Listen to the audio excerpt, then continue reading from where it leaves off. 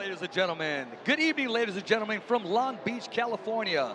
Thunder Studios with Marvnation Promotions in collaboration with Modest Promotions, bringing you professional boxing at its finest. We got a stacked card for you tonight featuring rising star Stephanie Simon, the undefeated phenom. In the co-main event, we got Miguel Gaona taking on Jose Rodriguez. And in the main event of the evening, we got Joseph Abudi taking on Jose Cholet. We are live on MarvNationTV.com. Now, this is a knockout night of boxing. Now to our ring announcer, Marco Rodriguez. As we continue to go on, I do want to let you know that sitting next to me, calling color commentary, is Eric Dog Boxer Hernandez, who'll be joining me on the telecast tonight. Calling him as we see him. He took time out of his main time to go to the fighters camps, and also a lot of these fighters went to the legendary training camp of Mikey Garcia. Our lightweight belt, we got a stacked card, as you know, Eric, and it's going to be starting off with our main event, our opening bout with David Reyes taking on Ades Badlet. It's going to be a great one leading up to our main event of the evening. And, you know, these guys are more than ready. And one thing about Marvnation, they bring out the best fights possible. It happens not by chance. They earn the right to compete, and they also come down and do the best they can with the opportunity that's been given to them by Marvnation. And I do want to give a shout out to the Marvnation staff. It starts from the back to the top, to the bottom. Everybody participates, along with the fighters, along with the fans, first and foremost, because without the fans, there is no us. Now, to our ring announcer, who's ready to call the first fight, Marco Rodriguez. All right, ladies and gentlemen, good evening, and welcome to Thunder Studios here in beautiful Long Beach, California, where tonight, Marvnation Promotions, in association with Modest Promotions, is proud to bring you an exciting night of boxing action for your entertainment. All of tonight's bouts are sponsored by Fight Book, Custom Mouthpieces by Dior, Adams Boxing, Torque Law, Champions of the People, Pebble Sleep, and Cellular Candy. All of tonight's bouts are sanctioned by the California State Athletic Commission. Your chair is Villegas, Executive Officer is Andy Foster. Your physicians at ringside tonight are Dr. Tariq Khan, Dr. Zhu Shang Liu, and Dr. Brad Schwartz. Their timekeeper in charge of the bell is Angelica Reyes. All right, folks, we're gonna bring our first bout of the evening. It's 6 rounds in the lightweight division. Joining us the Ciudad Obregón, Sonora, Mexico. Please welcome David Reyes.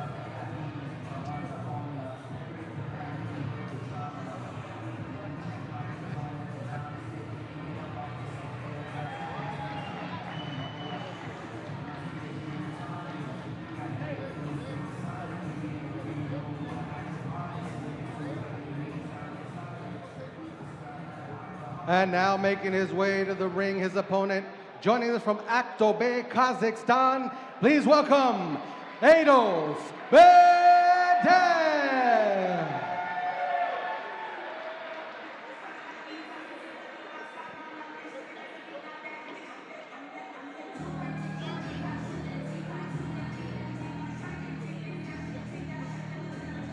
Ados Beden, Eric, you know, we talked about this matchup in the very beginning.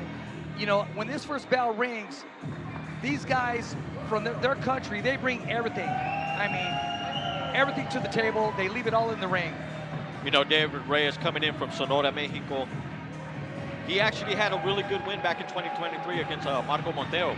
And I have to say, I think he's going to kind of bring the challenge to Ados. Ados coming in with his last win back in May of 2025. Well, I mean, you're absolutely right. You never judge a man by his record, but I do judge a man by his experience with 41 fights. Up to our ring announcer, Marco Rodriguez. All right, ladies and gentlemen, once again, this is scheduled for 6 rounds in the lightweight division. Your judges for this bout at ringside are Eddie Hernandez Sr., Sergio Caiz, and Pam Hayashida. And your third man in the ring is Ivan Guillermo. Introducing first, fighting out of the blue corner. He's wearing the red with black. He officially weighed in at 135 pounds even. In 42 bouts, he has 25 victories, 2 draws, 13 big wins coming by way of knockout. De Ciudad Obregón, Sonora, Mexico, please welcome David Zamorito Reyes. And his opponent fighting out of the red corner. He's wearing the purple camouflage trunks. He officially weighed in at 135.4 pounds. He is perfect in the ring, 13 victories, no defeats, 9 big wins coming by way of knockout. Joining us from Aktobe, Kazakhstan, please welcome Ados Medel. Now to give final instructions is the referee, Ivan Guillermo. Reyes, Cota, you both received instructions in the locker room. Los dos se tienen sus instrucciones en los cuartos. I'm going to let you work to about here. I'm going to let you work to about here, okay? We got 6 rounds. Good luck. Round 1's about to begin. That was our ring announcer, Marco Rodriguez, with the introduction of the fighters. Rich Ortiz. I'll be play-by-play tonight, and color commentary, I'll be joined by Eric Dog Boxer Hernandez as we anticipate round 1. You ready? You ready? Are you ready? Eric, we got 13-0 taking on 41 professional fights. Here's round 1, ladies and gentlemen.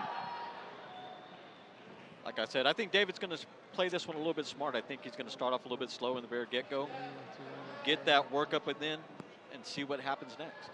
Ados is sitting back very patiently. He's already starting to feint. He's already cutting the ring off. I mean, closing the distance. He hasn't yet to deliver some punches, but he just wants to get inside, and it's just that mental pressure, Eric, that another fighter brings. You know, I got to say, I was very fortunate to see David Reyes fight in Oakland back in August.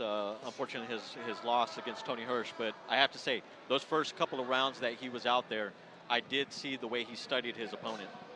Well, he does put the work in. He's very competitive, as you know, and he never lays down for a fight. He brings everything that he has. Record speaks for itself, and, you know, 41 professional fights, you can't trade that experience in for nothing. No, definitely you can't. Ados is sitting back, being very patient, working off the jab, right jab, high guard, starting to dip a little bit. Hasn't really landed that big left hand.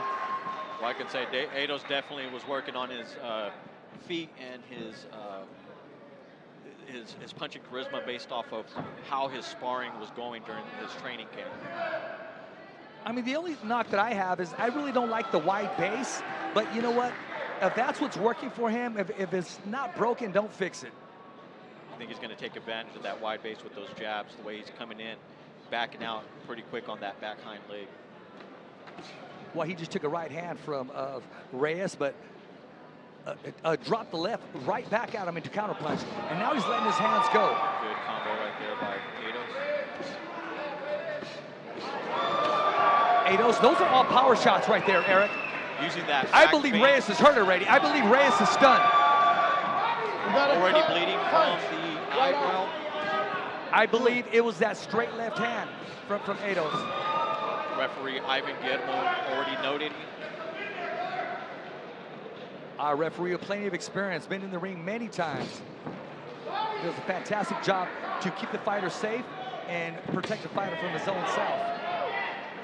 Ados with a big left hook to the body.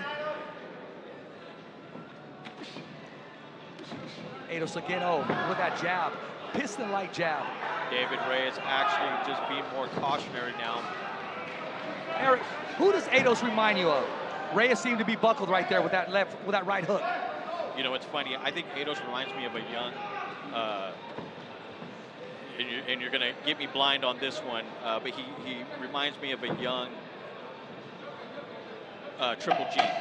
I was about to say the same thing, except for a southpaw, but he brings the pressure from his first professional fight to, hey, the rest is history. Stop. Ados, a very good sportsmanship, touches gloves at the end of the first round. I expect the doctor to come in soon and take a look at that cut. Referee Ivan Guillermo already notifying the doctors to let them know. Exactly. You know, and as we all know, that cut was done by a straight left hook. Inside, because he does have that straight left. We're gonna watch it right now. As you look at the play-by-play, he's setting up that big left with the right hand. He's got with the right jab from top to bottom. There it goes, right there. I believe that was it right there. It was a slash left hook uppercut. Got that Dumbo hit right on it. Yes. There you go. Now is the bleeding. As you can see it coming down on his arm. I think that combination really got him on that. As we begin round two, ladies and gentlemen, Ados establishes his well-being inside of the ring with piston-like jabs on the southpaw stance. I'm going to give credit to David Reyes' corner. They did stop the bleeding, but if Ados is going to play this smart, he's going to keep going, tapping it, using that jab to that advantage. Well, I want to talk about what led up to that big punch, and that was a couple body shots that we didn't talk about early in the first round. Like I said, I think he's definitely taking advantage of that jab and the way he's working it. Getting those combos in, pushing him against the ropes. Reyes to move out of the way, and again, that's that experience of 41 professional fights. Nice combination by Ados. Power hook by Ados. To the body and to the head. His hook it's kind of short. It's not really to the head, and it's not really an uppercut. It's like, you know, like De La Hoya had the 45, like Razor Ruddock had the smash. Ados showing off his speed right now. I think David's just playing it cool right now. He needs to come forward a little bit, and I understand he's protecting himself, but Ados taking advantage of those ropes where he's pulling against. Ados is definitely dictating the pace, cutting the ring off, applying that pressure, loading up with heavy punches, heavy arsenal. You know, again, this is scheduled for 6 rounds.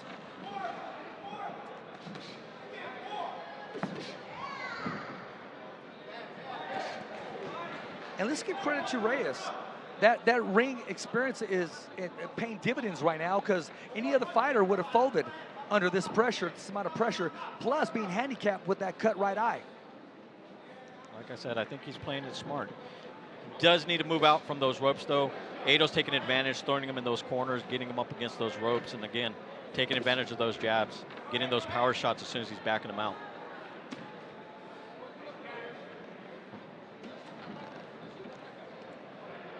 David Reyes looks like he's getting irritated by the blood that's coming down.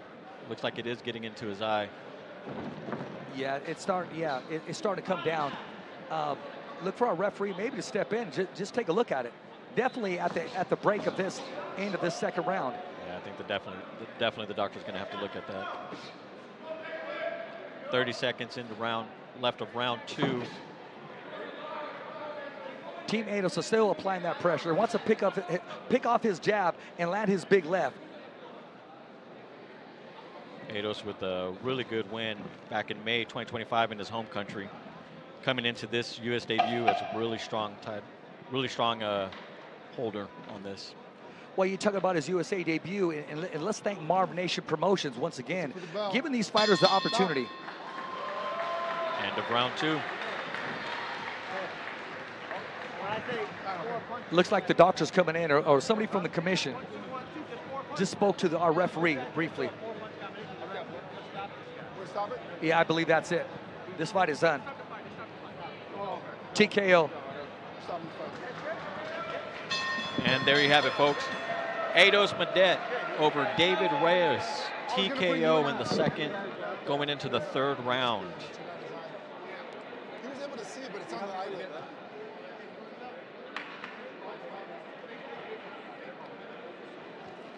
Ivan Guillermo calling a stoppage.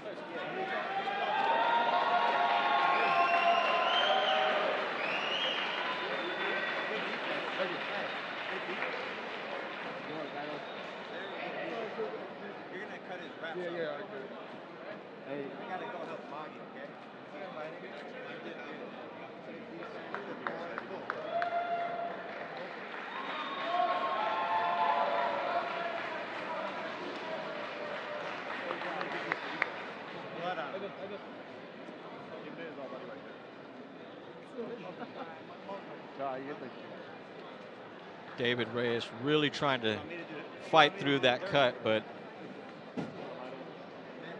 Eidos Medet getting him with that combination.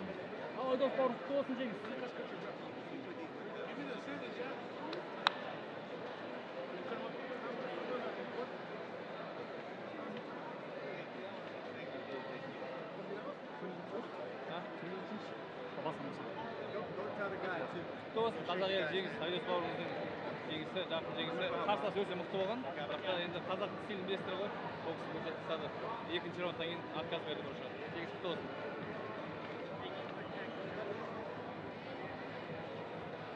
Бір.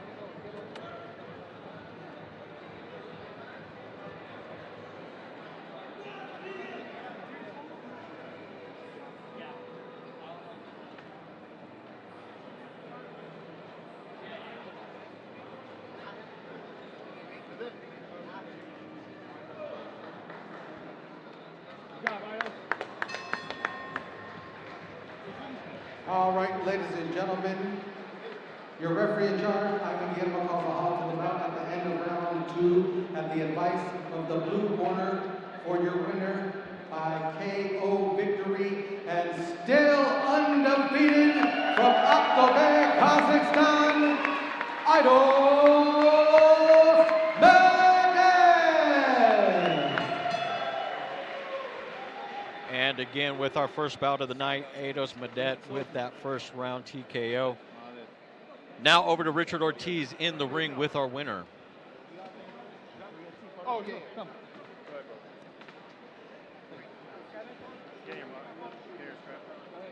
First of all, congratulations, Eidos Medet, now 14-0. You know, a lot of people are calling you the next Triple G. When you hear that comparison, how does that make you feel?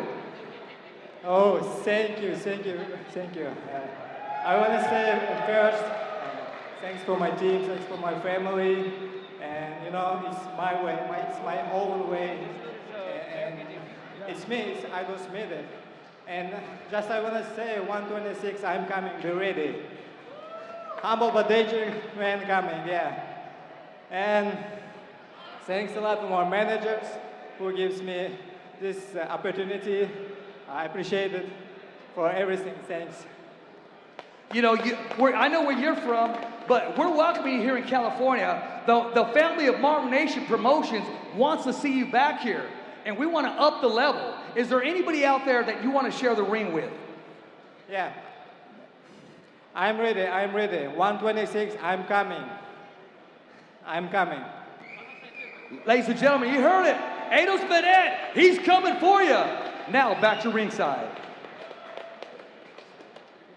Thank you, Richard.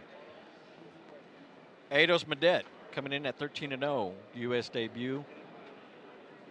Ends it for David Reyes in the second round in their lightweight competition at 136.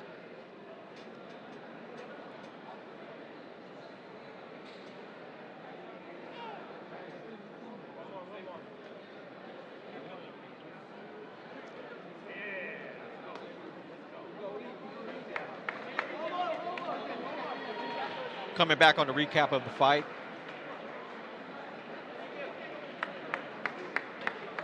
Right here in the first round, as you can see, this is where Eidos Medet's going to go ahead and run that combination.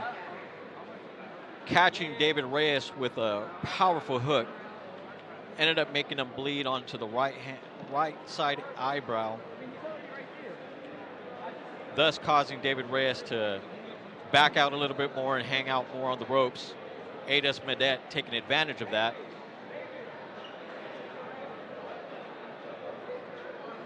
You know, Richard, looking back at the recap, Eidos played it very smart.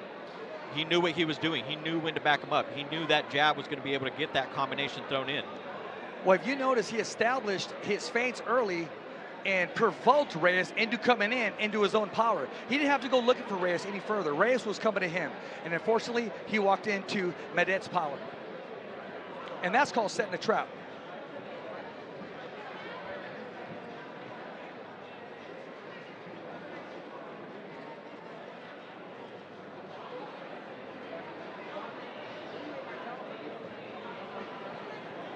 We got a big fight coming up. I know we're trying to stay away from his name, but I'm going to do my best, ladies and gentlemen. Ink Madaharho is taking on Brian Iguano Luga. And I'm going to go ahead and say the short Lugo. version of it. Okay.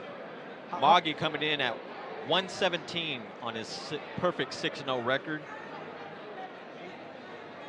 Brian coming in 12-3. Representing the great country of Puerto Rico. You know, one thing I like about this, I mean, you got a fighter that's 6-0 taking on a fighter that's 12-3. That's great matchmaking, because the fighter that's 6-0 is. And now back to our ring announcer, Marco. And no, we're going to wait a little while. I guess we got something going on with some of the hand wraps going on in the dressing room out of the blue corner. We got to make sure everything's right. We got to make sure that commission goes there, takes a look, gets everything signed, sealed, delivered. Those gloves are ready to go and wrapped. You know, coming back from that, those are the type of things that a lot of people don't realize that goes into the production of something like this. Absolutely. And Marvnation doing an amazing job. Well, ladies and gentlemen, we're going to go up to our ring announcer, Marco Rodriguez. All right, ladies and gentlemen, we're going to bring our next bout to the ring. This bout is scheduled for 6 rounds in the bantamweight division.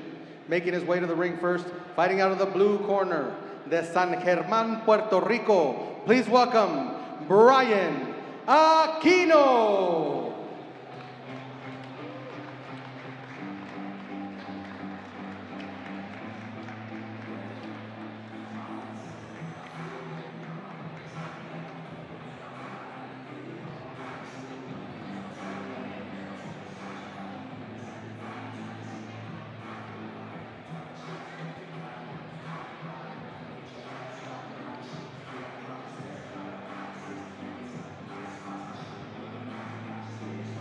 Brian Aquino, his official weight yesterday actually, was 118 pounds. Holds a record of 12 wins, just 3 losses. That's 15 professional fights to his credit. You know, I got to say, I'm pretty excited with Brian. Not your average southpaw fighter. I can tell you this, during his sparring sessions, definitely took advantage of that, and I definitely got to see how Moggy's going to take that. Well, we're all going to find out shortly as soon as that bell rings. Got a lot to say about his opponent he'll be facing. And now making his way to the ring, his opponent, fighting out of the red corner, from Los Angeles, California, by way of Ulaanbaatar, Mongolia, please welcome Madaharho.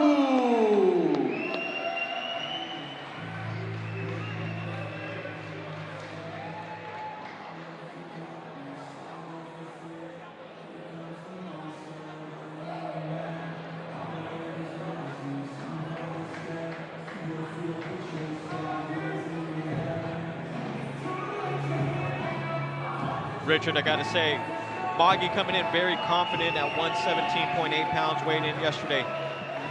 March of 2025 with his amazing win over Mario Hernandez over at Fantasy Springs.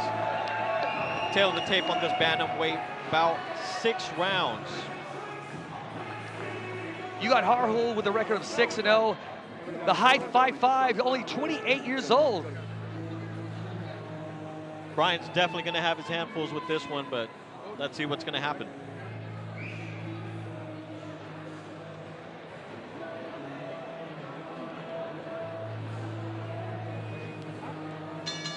Now to our ring announcer, Marco Rodriguez. All right, ladies and gentlemen, once again, this bout is scheduled for 6 rounds in the bantamweight division. Your judges for this bout at ringside are Eddie Hernandez Sr., Sergio Caiz, and Pam Hayashiria. And when the bell rings, your referee in charge is David Sullivan. Introducing first, fighting out of the blue corner. He's wearing the gold trimmed with black. He officially weighed in at 118 pounds even. In 16 bouts, he has 12 victories, 3 defeats, 1 no contest, 6 big wins coming by way of knockout. De San Germán, Puerto Rico, please welcome Brian Brillo Aquino. And his opponent fighting out of the red corner. He's wearing the black trimmed with silver. He officially weighed in at 117.8 pounds. He is undefeated in the ring, 6 victories, no defeats, 2 wins coming by way of knockout. From Los Angeles, California, by way of Ulaanbaatar, Mongolia, please welcome Enmanda Magi Haku. Now to give final instructions is the referee in charge, David Sullivan. Fighter chief second, fighter chief second. Okay, fighters, giving instructions in the locker room. Expect a good clean fight. Listen to my commands at all times, protect yourselves at all times, okay? This is guy right here is a little high, so this is good right here, the belt line. This is good right here. Touch glove, God bless you both.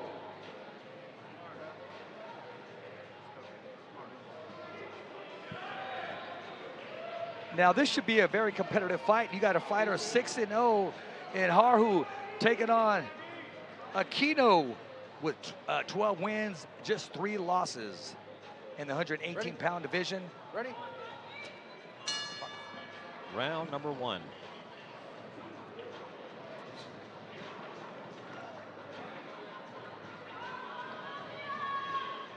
Look at Aquino, he's moving around. Gloves are up very high, very high. Has yet to throw a punch. There you go, starts it off with the left jab. I gotta say, I think Magi's gonna play this first round pretty smart. But I will say, he's already looking at the feet. He's already looking at how Aquino is moving around. I think he's going to just try to cut him off, get him into the ropes. You know, there's a lot of comparison that's been given tonight. A lot of people are comparing Haru, that they're calling him the next monster. And those are some big shoes to fill. And, you know, we just got to wait and see. You know, only 6-0, but these fighters, only 6-0, are a throwback, Eric. Look at Michael Spinks when he got his shot at Muhammad Ali, just 12 professional fights. Mayweather, just 12 professional fights when they fought for the belt. Well, like I said, coming off of that win back in March in Fantasy Springs, it was an amazing win against Mario Hernandez, and now look at him now. Already getting Aquino back in the ropes, getting him stumbled. Again, it's just that mental pressure. It cuts the ring out beautifully from the center of the ring. And you look at Aquino, he's moving around. I think more, oh, there you go. Look at that body shot. Timed it Left hand just right. landed. Left hand just landed. Hey, you okay? Come to me, come to me. Referee's taking a look. That's it. Waves it off. Waves it off. First round, big left hand. Referee David Sullivan go ahead and calling the fight. First round. Hahu. What did you hit him with? You want me to shoot this out, Marty?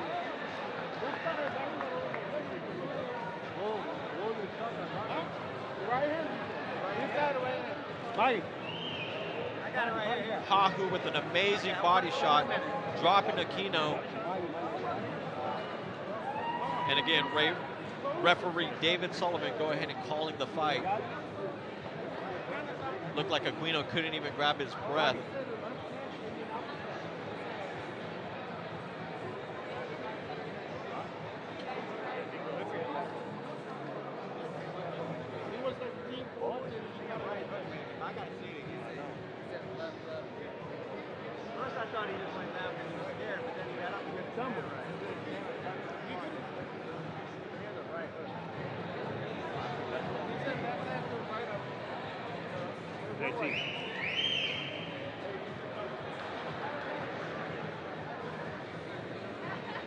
He got it. He's on good.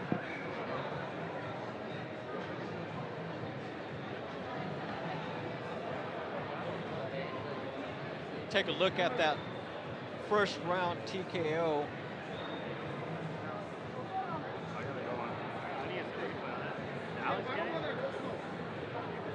Aquino pushing him into the ropes, dropping him with that body shot straight to the body. As you can see, Aquino taking his time, trying to catch his breath. Referee David Sullivan pulling him in, calling it off. Now to our announcer. 32 seconds into round number 1. Your referee in charge, David Sullivan, calls a halt to the bout for your winner, and still undefeated from Los Angeles, California, by way of Ulaanbaatar, Mongolia, Edmunda Magi Harku.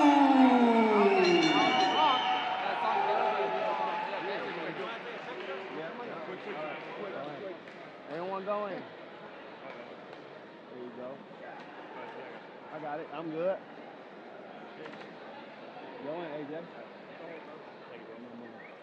Go in, Ken.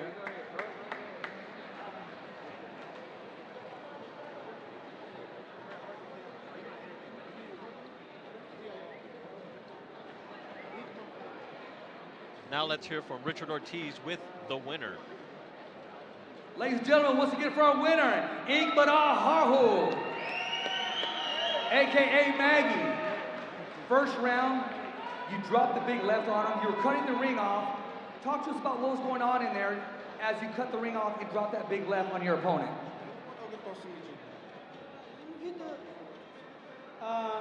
Юуно дор гараараа жабээр явж байгаад гизэн жоох ажтай гэж бодсон. Тэгээд сүүлийн минутанд зүүн доороос тагсан чи өөрөө доошоо тонгооч таа. Яг доороос өдөж байгаа зүйлс. Yeah, he was saying I was jabbing, then he double jabbed, leaned forward, and then he caught him right there on the uppercut. You know, you fought a fighter with 50 professional fights. Ended the fight in the first round. I mean, what's next for you? You're now 7-0, and they gave you an opponent with valid rounds and experience. What's next for Maggie? So then 나름대로 тоглож үнтэй тоглолцоо. Нэгдүгээр раундаар дуусглаа. Одоо дараагийн тоглолч юу вэ? Юу гэж байна? Ер нь бол би ихний аравт байгаа. Ер нь авраг олон. Тэгээд цаашдаа ер нь ширүүн талаа хийх болно. I'm at the top 10 WBA now, so I want to get a tougher challenge and then potentially title fight soon. You know, I was doing some commentating, and I talked about you being 6-0, now 7-0. Michael Spinks, or Leon Spinks got a shot at Muhammad Ali, only 12 fights. Mayweather fought for the bout, only 12 fights.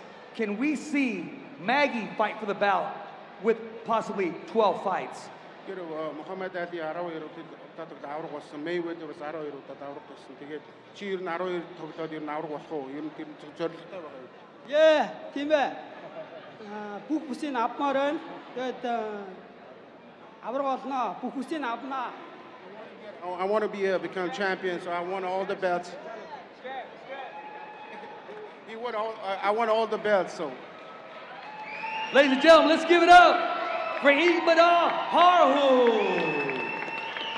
Now back to ringside.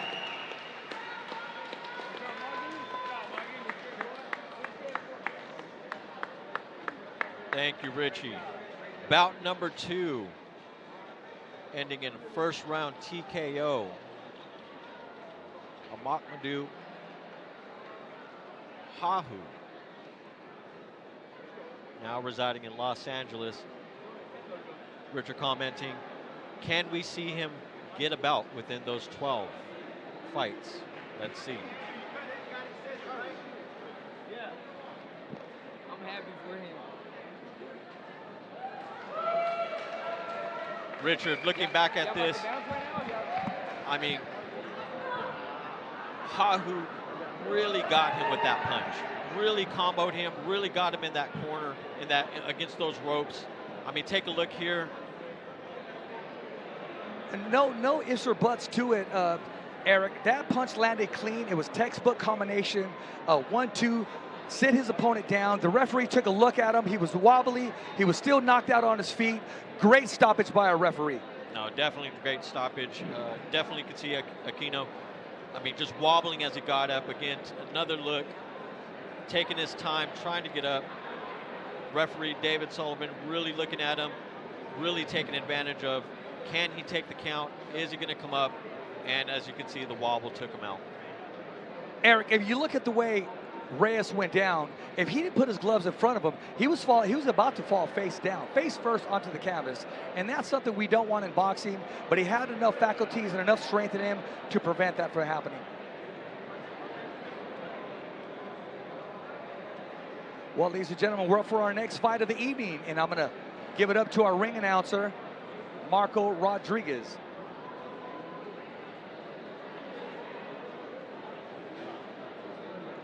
Well, as we're waiting, I guess we're ready. All right, ladies and gentlemen, we're going to continue the action here from Thunder Studios in Long Beach, California. The next bout coming into the ring is scheduled for 4 rounds in the lightweight division. Making his way to the ring first, fighting out of the blue corner, joining us from Indianapolis, Indiana. Please welcome Iman Driver. Iman Driver with 4 professional fights to his name. Coming in at a ready 135 pounds. Don't really know too much about Driver. One thing I do know is that his will and those losses in his record are some big names, at least decent names in the sport of boxing. No, he is coming from a 3-loss streak, but I will say his last fight being a split decision, he took it to the distance. And he definitely at 135 gave them that challenge. Well, he's taking on a 4-0 fighter that's ready to continue to attempt to stay undefeated. Well, don't let Iman get that past you. He does have 1 knockout on his record. And in boxing, 1 is all it takes. And now making his way to the ring, his opponent, fighting out of the red corner from Inglewood, California. Please welcome Brian Alvarez.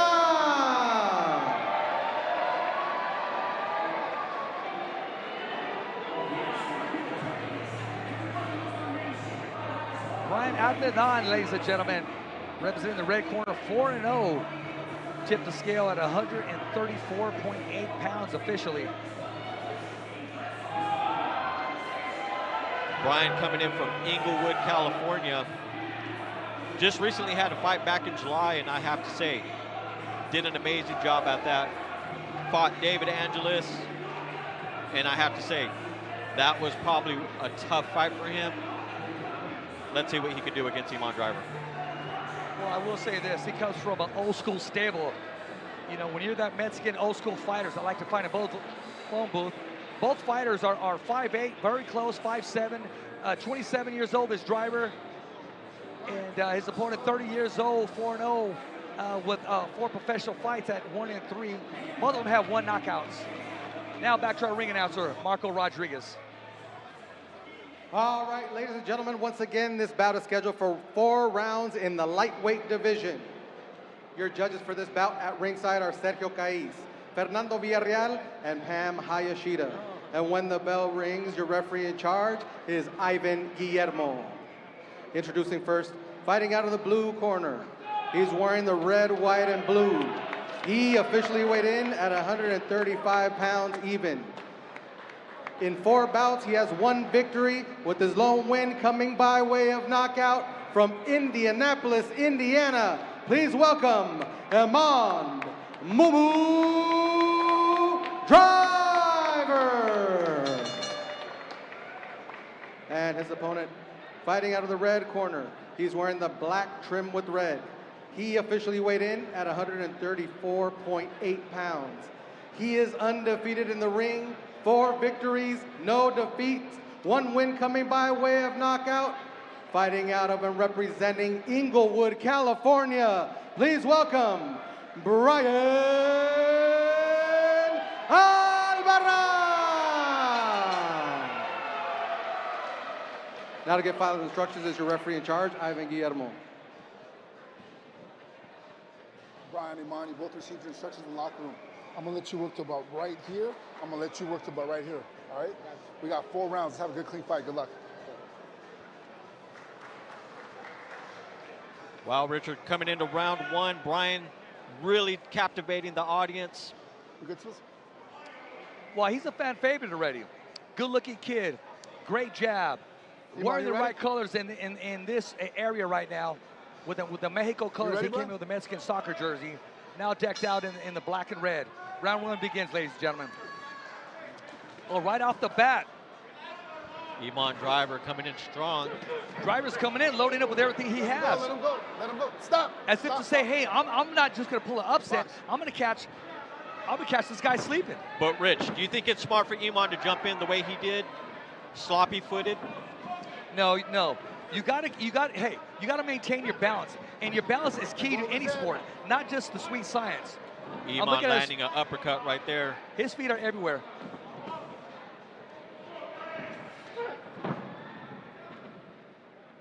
I gotta hand it to Albaran, not backing down whatsoever. Driver coming in strong, but Albaran is just pushing forward. Albaran sitting back, waiting for him to tire himself and waiting to counter. Look for a big counter 1-2, and look for the body shots. As you saw, just led with the left hook. Another right hand inside. Driver's coming in reckless. You got to watch those heads coming in when you're coming in reckless like that. I gotta say, Driver looks flat-footed when he's coming into those hits. Albaran might need to take advantage of that, work that body, and then go up on, work that way up. Albaran's tying his opponent up right now and get some good work right here. He's attempting to get some work here and walk his opponent down to the ropes. Driver already breathing with his mouth open. I think he needs to pull it down just a little bit. During the clinches, I like to see Albaran at least go to the body. There you go, left hook to the body. Slow his opponent down, another hook to the body. Slow your opponent down, let him know, hey, if you want to rush me like that, you got to pay the price. Needs to work that body and come up with the combo right up to the head. Oh, caught Driver walking in with a right hand. Driver wobbly against the ropes. Albaran trying to push him in, holding into that clinch. I'm looking at the feet of Driver right now. They don't seem to be underneath him, but then again, they were not been underneath him in his first flurry of the fight. He's just an off-balance fighter, but he does have that will and desire to compete. I think that first round rush kind of got to him. Albaran really taking advantage of it now. Albaran's slowing things down now. He's getting into his groove. Now he's awake. Oh, good left hook by Driver to the body. There you go. Another good jab, too. Albaran. Now, actually, Driver's gotten his best combinations off by just sitting back and being poised. Hey, sometimes that works. As opposed to rushing your fighter. Right hook miss to Albaran, but at least Driver knows where he's going to have to push and how he's going to have to push. I'm going to tell you this right now, Eric. Good thing it's only scheduled for 4 rounds. I see Driver, because he's loading up with every single punch that he has. By this second round, in the middle of the second round, he's going to be gassed. And that's what happens. Some fighters come in thinking, hey, let me put that pressure on right away, real fast. Let me see what I can do. You had fighters back in the day. Chino Maidana, look at how he started. Once he learned that pressure from Robert Garcia, look how it happened with Broner. He was able to pressure that and still take his time. Looking into the first round, Driver again, pushing as much as he can, but Albaran took advantage of that. To piggyback off what you just said off of Robert Garcia changed that fighter. He was able to make that change just as Miguel Cotto's second round was able to make that change with Freddie Roach. Now, we're going to see if Driver can make that change, what experience and what advice his corner's going to tell him for the second round. Driver's corner just heard a little bit of them, what they're saying. Continue the pressure, but not as quick.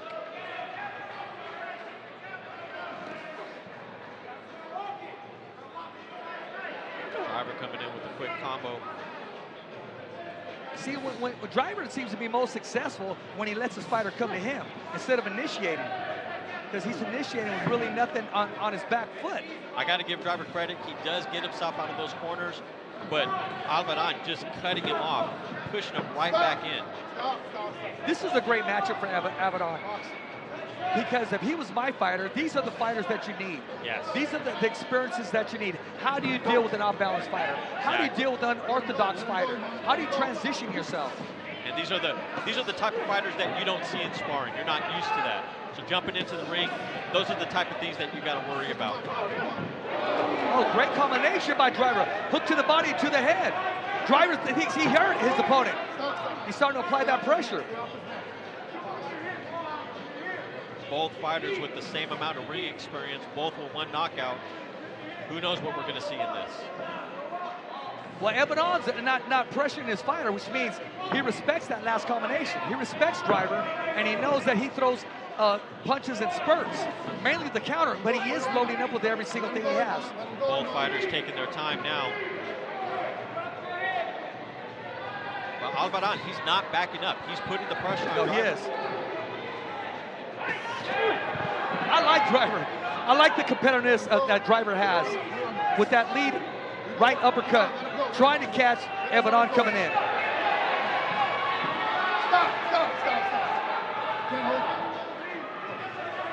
This second round is very close. Abaddon with a hook to the body. Both are getting good combinations in. Pull your arm out. Pull your arm out. There you go. Work out of there. Work out of there. Abaddon's here to win. I mean, I'm sorry. Yeah, both men are here to win. Driver's here to win. He's here to believe every single thing that he has into this ring. And right now, Eric, I have him winning this second round. I have very to say, close, but he is winning this second round. It's a very close second round. He just landed a good right hand on Abaddon. Abaddon seems a little confused. He needs to get back to the jab. He needs to slow things down, move around, let Driver come to him. He's getting into the dogfight that Driver wants. I think Driver's pressuring him so much. Alvarado not used to that, and because he's not used to that, he's getting frustrated. He's getting flustered, and he's not throwing the combinations he needs to throw. Good hook to the body. Even in the corner, Alvarado needs to take advantage, and he's not. Driver's getting himself out of these corners. But this is exactly the type of fight that Driver wanted to initiate from the gate. End of round two.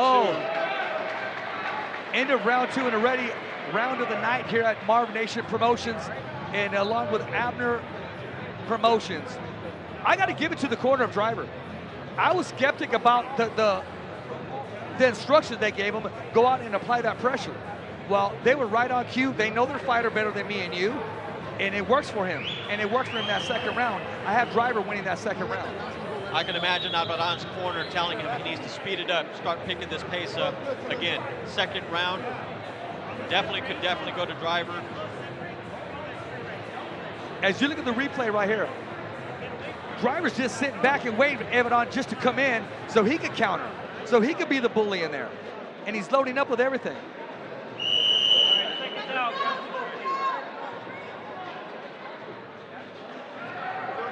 Eric, as we get ready for round three, let me remind you, this is scheduled for only 4 rounds. That's why when you have a young, undefeated fighter, they only got 4 rounds to make a great impression on these judges. Well, I'll tell you this, Alvarado's definitely getting his work in for these 4 rounds. Already in round 3, he's looking, I'm going to say it, he's looking a little fatigued. He's throwing wild punches. He's not landing the combinations. He's getting flustered by what Driver's doing to him. And Driver establishing that jab. Sometimes you sucker other fighters into fighting your fight, and that's exactly what we're seeing here tonight. Even those combinations that Alvarado just threw on Driver against those ropes, Driver came right back, stepped right back into it through his own combos. Yes, yes. And I'm looking at Driver right now. He's baiting Abaddon to come in to walk into his punches, and he just landed a great left hook to the body. Abaddon now going to the body. Alvarado working that body. He's trying to create that space. Throw that overhand right hook. Driver's doing exactly what he wants to do. He's not sticking around for the counter punch. He's crouching him in, and he's smothering Abaddon's punches. Both of these guys still throwing power punches in the 3rd round. This is close. I have to say, this is close. At this point, Abaddon's just going to have to slug it out with him. Let him go, Iman. You're holding him. Let him go. Because if he starts to retreat, that's not the impression you want to leave on the judges. And again, when you're in camp, great combination. You're not really training for these types. There's no telling how this can go.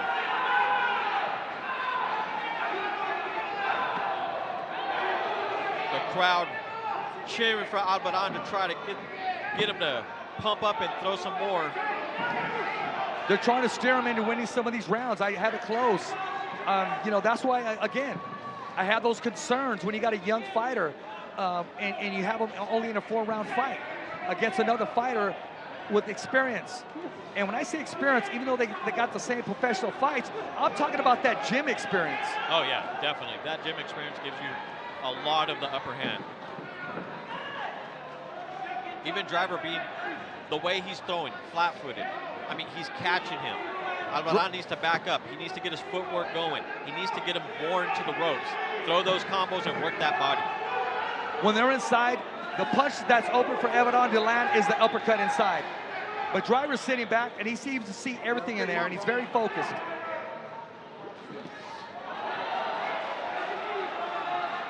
Alvarado with a right Again. hook.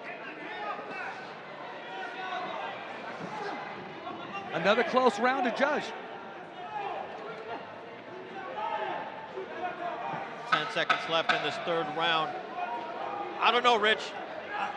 I want to give this one to Driver. I mean, he's really pushing at him. Listen for the bell. He took a big right hand prior to the bell ring, but he seemed to be the busier of the two. You know, throw the records out the book at this point. Just throw them all out. What are we seeing? What are we judging? I got Driver actually driving this contest into this 4th round. This next round is Driver's fight to win or lose. I'm looking at the replay right now. Driver's sitting back. He's establishing that jab, and he's the one landing the bigger punches. You know, Rich, like I mentioned earlier, Driver's coming in on a 3-loss streak. Last fight was a split decision. Like I said, they took that all the way to the distance, and they took that, and it was a good fight. You think he took that back to the gym? You think he said, hey, let me talk to my corner, let me see what I can do differently? He got the advice that said, hey, you got your whole career on the line. To see the sport's for you or it's not. Tonight, he's showing everybody here in Thunder Studios, this sport is for me, This is the I own 4th it and tonight. final round. Brian Alvarado pumping up the audience. He's got a really heavy crowd behind him, but Hey, the way I see it, even if Alvarado wins this 4th and final round, you could easily call this contest a draw. And it entered my mind during the beginning of the 2nd round. But Driver doesn't want to draw, and he doesn't want to leave it to the scorecards. Driver's really pressuring Alvarado, and Alvarado, I'm going to say, Alvarado's definitely throwing some more of the power punches that he should have been throwing in the first place. Trying to get those combos in, but he has to keep this pace going the whole 4th round. Alvarado's going to have to take some risk. Oh, he just walked into a beautiful left hook by Driver.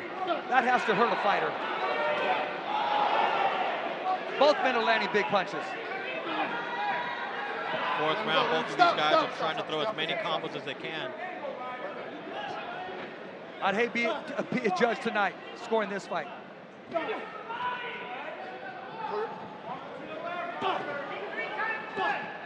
Driver against the ropes, but not doing any damage. And that's the type of work he needed to do in the 2nd round. We're already the 4th round. Like I said earlier, you might as well just slug it out with him because it's hard to make that transition to retreat, so to speak, and make that impression on the judges. As Driver is showing his effectiveness as being aggressive, doesn't got the best balance in the world, but he is loading up and scoring the biggest shots tonight. I gotta say, Marvnation, Midas Promotions, they put a really great card, and this fight right here shows it. Well, let's give credit where credit is due, Eric. It's the matchmaking once again. The matchmaking is what makes these cards happen tonight. The crowd really showing their support for both fighters now at this point. Well, right now, the winner is the crowd, but we're not done yet. Both these men are slugging it out.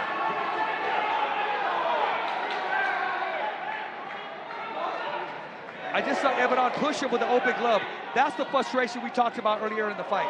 Again, Driver putting on that pressure. He's frustrated. He's not even sure what he's doing at this point. I think Alvarado's just trying to survive. No, he has not made that transition. He has not changed his style since the opening round. the one who made that transition was Driver. And these are the type of fights that you're going to go back to the gym, you're going to study tape, and you're going to say, what did I do and what didn't I do? I agree with you, Eric. These are the fights that take place inside of the gym. The learning is inside of the gym. These guys are leaving everything inside of the ring tonight. Stop! Great there you fight. have it, folks. Good fight. Great fight. Great fight.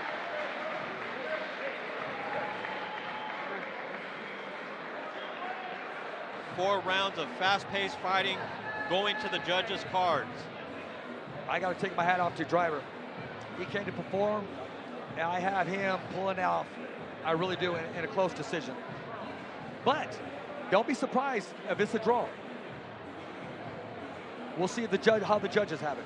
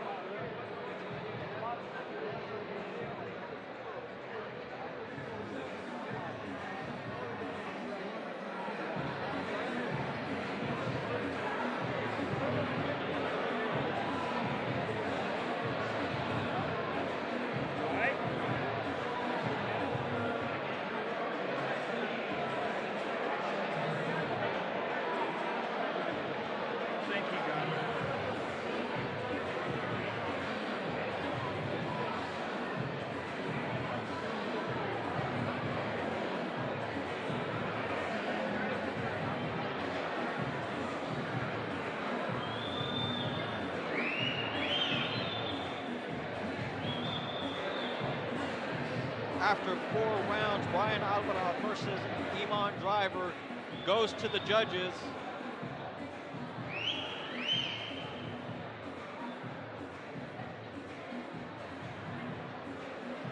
And now let's go over to our ring announcer, Marcos Rodriguez.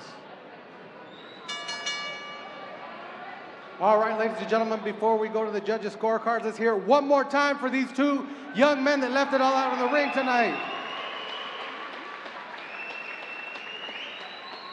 After 4 rounds, we go to the judges' scorecards. Here are the score totals. Your judge, Pam Hayashida, sees the bout even, 38-38. That is overruled by judges Sergio Caiz, who scores about 40-36, and Fernando Villarreal scores about 39-37 for your winner by majority decision.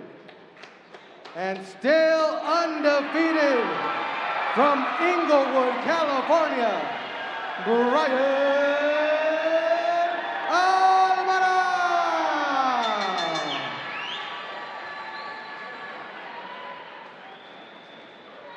Bryan Alvarado with the win by decision. You know, I gotta say, lots of credit over to Driver. He pulled an amazing, amazing fight. But I gotta hear from Alvarado himself. Over to Richard Ortiz. First of all, congratulations, Bryan Alvarado. Listen, I'm going to be honest with you. A lot of people had it very close here at ringside, including myself, including our other commentator, Eric Hernandez. Didn't say he didn't get the victory, but it had it very close. Knowing that it's very close, your opponent was very game. What did it do for you, for your career, as far as learning? Because these are the fights that you learn from. I like to say these are the sparring matches inside of the gym, but it happened tonight in a great fight tonight. Talk to us about what was going on tonight. Well, see, much respect to my opponent for coming out. He was very game. I've been lucky enough to have really tough opponents in my debut career. None of my fights have been easy, but that's a testament to how well we prepare and how good we are. We don't come out here looking for easy victories. We come here looking for tough victories where we can learn on the job. I started late in this game, but the more experience I could get, the quicker I could get it, the better it is for me and my career and my team. Talk to us about the transition you made, because he started to land a big left jab, and he started to chime me in with his hooks to the body. And I noticed you started going to the body once you had him against the ropes. What advice did your corner tell you for you to make that transition? My corner just told me to put the jab in front of him, to put the jab in his face, come close to him, and then attack the body that we do in training. Yes, sir. One thing I did talk about, hey, these 4-rounders, man, you don't got too much time to make that transition. Are we ready for a 6-rounder? Yes, sir. We're ready for. We have 5 pro fights. We're ready for. I think the longer the rounds are, the better it is for me. I don't get tired. Yeah, and I could go all day doing this. Yes, sir. Ladies and gentlemen, our winner, Albanon. Now back to ringside.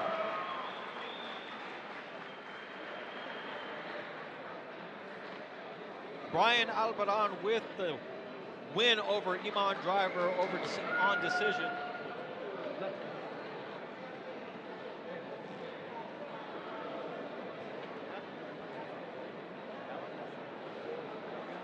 Take a look at a replay of today's third bout, 4-round decision. I gotta say, I have to give it to Driver. He was a very tough competition on this, pushing Albanon to his limits all 4 rounds. Again, Rich, like we said, I'd hate to be the judge of this one. I mean, again, Driver really pushed Albanon to his limits. I'm going to be honest with you. I think at the very least, I'm going to keep it real with my year's experience. It could have been called a draw. I know that the young Albanon, you want to keep that undefeated record going. You want to keep it moving.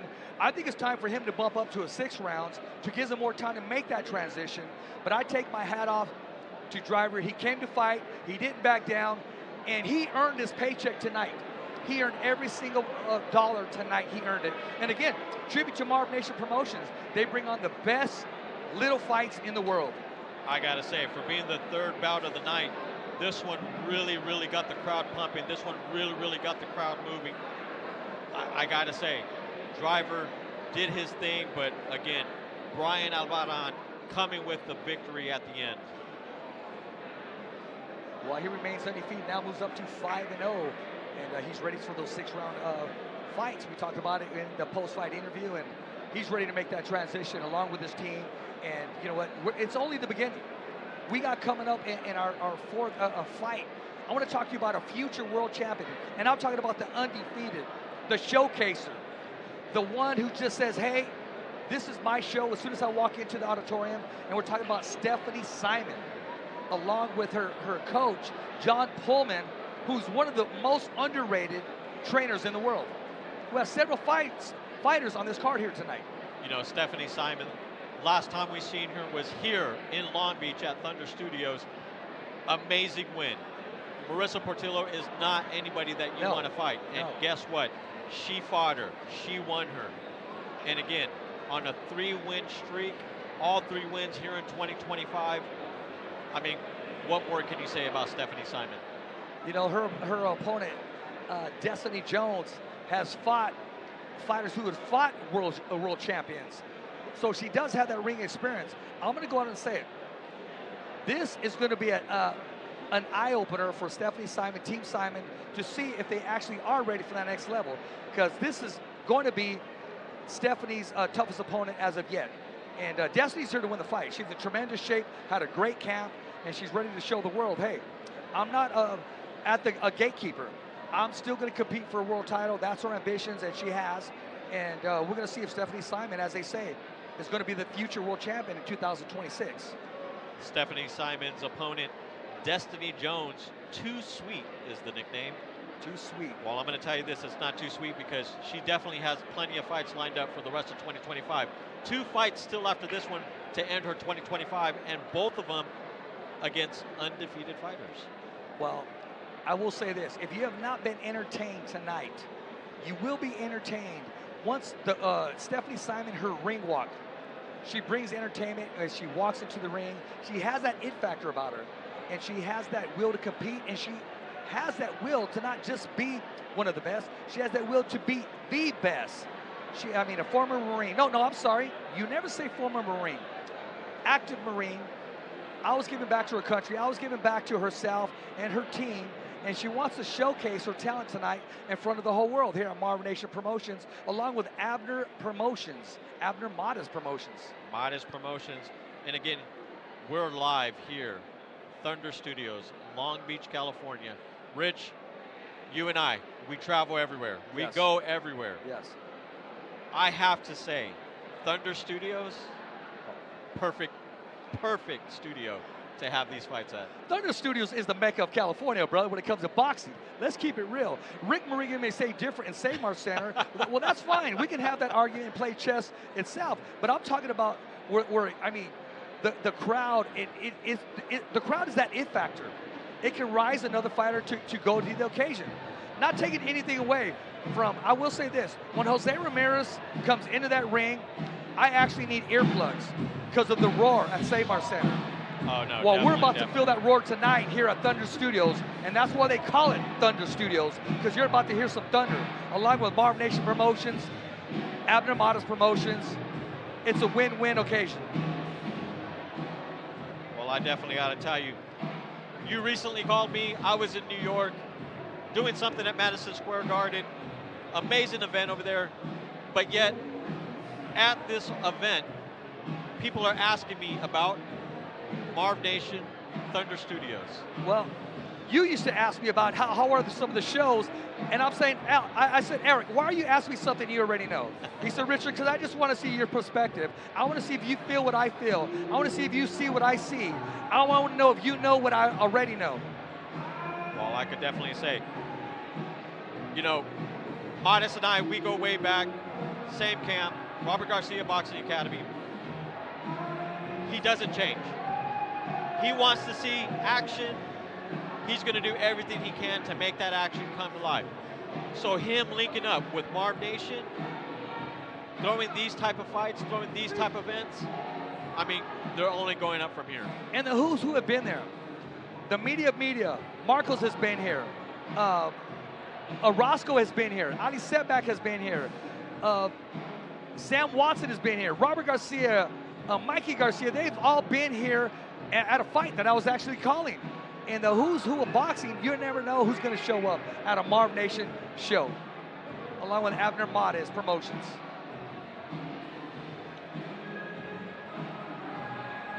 We got our referee, Marco Rodriguez, in the middle of the ring.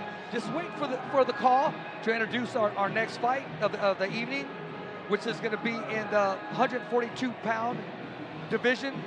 We got undefeated Stephanie Simon taking on Destiny Jones, 5-3. This fight is scheduled for 6 rounds, and it's going to be action-packed. Our referee, David Sullivan, already in the ring.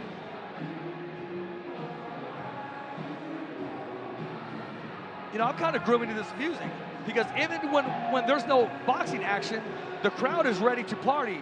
The crowd is ready to be that it factor. The crowd is ready to be entertained, and entertained they are tonight. Hey, now we're ready. Let's go up to our ring announcer, Marco Rodriguez. All right, ladies and gentlemen, we're going to continue with the action here from Thunder Studios in Long Beach, California. We're going to bring our next bout of the evening. This bout is scheduled for 6 rounds in the women's super lightweight division. Making her way to the ring first, fighting out of the blue corner. Joining us from Austin, Texas, please welcome Destiny Jones.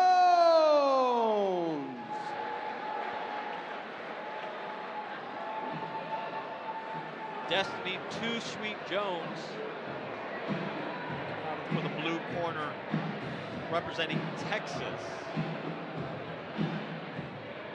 Her official weight's 141.4 pounds, and she's ready to go.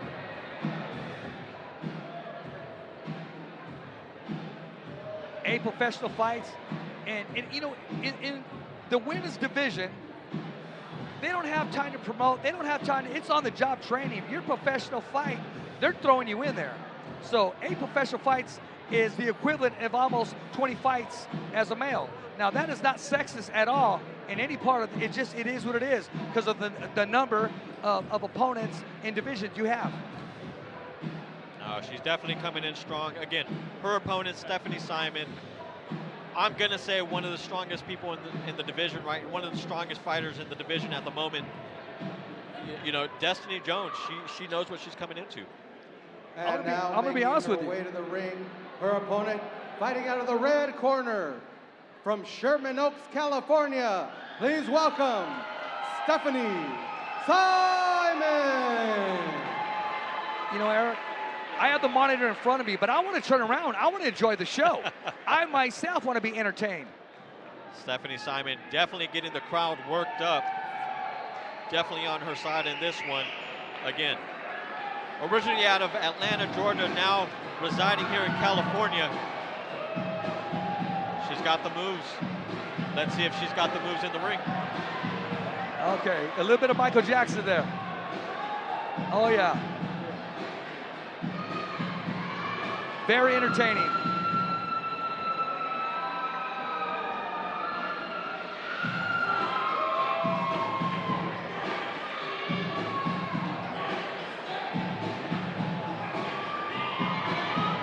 I'm looking at her opponent, Destiny Jones, who will not even acknowledge what's going on. Staying focused and staying professional until that first bell rings. And then she's ready to let her hands go. Again, Stephanie Simon coming in, 3-win streak. Tail of the tape. You got Simon 4-0. You got Jones 5-3. Jones with 2 KOs. The height with Simon with the advantage, 5'7" to Jones 5'2", the age. You got Simon 31, and you got Jones just 26 years old in the super lightweight division. You got Jones with those 2 knockouts as well, so let's see that that's going to take advantage here. Absolutely. Now back to our ring announcer, ready to call the action, ready to introduce the fighters, Marco Rodriguez. All right, ladies and gentlemen, once again, this is scheduled for 6 rounds in the women's super lightweight division. Your judges for this bout at ringside are Sergio Caiz, Fernando Villarreal, and Pam Hayashida. And when the bell rings, your referee in charge is David Sullivan. Introducing first, fighting out of the blue corner. She's wearing the black trim with pink. She officially weighed in at 141.4 pounds. Her professional record, 5 victories, 3 defeats, 2 wins coming by way of knockout.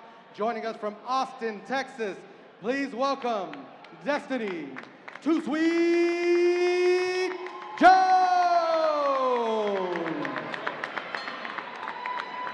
And her opponent fighting out of the red corner. She's wearing the purple with black. She officially weighed in at 142.6 pounds. She is undefeated in the ring, 4 victories, no defeats. She is the 2023 U.S. Olympic Trials champion and former Team USA boxing member. Joining us from Sherman Oaks, California, please welcome U.S. Marine Captain Stephanie Simon. Now to give final instructions is your referee in charge, David Sullivan.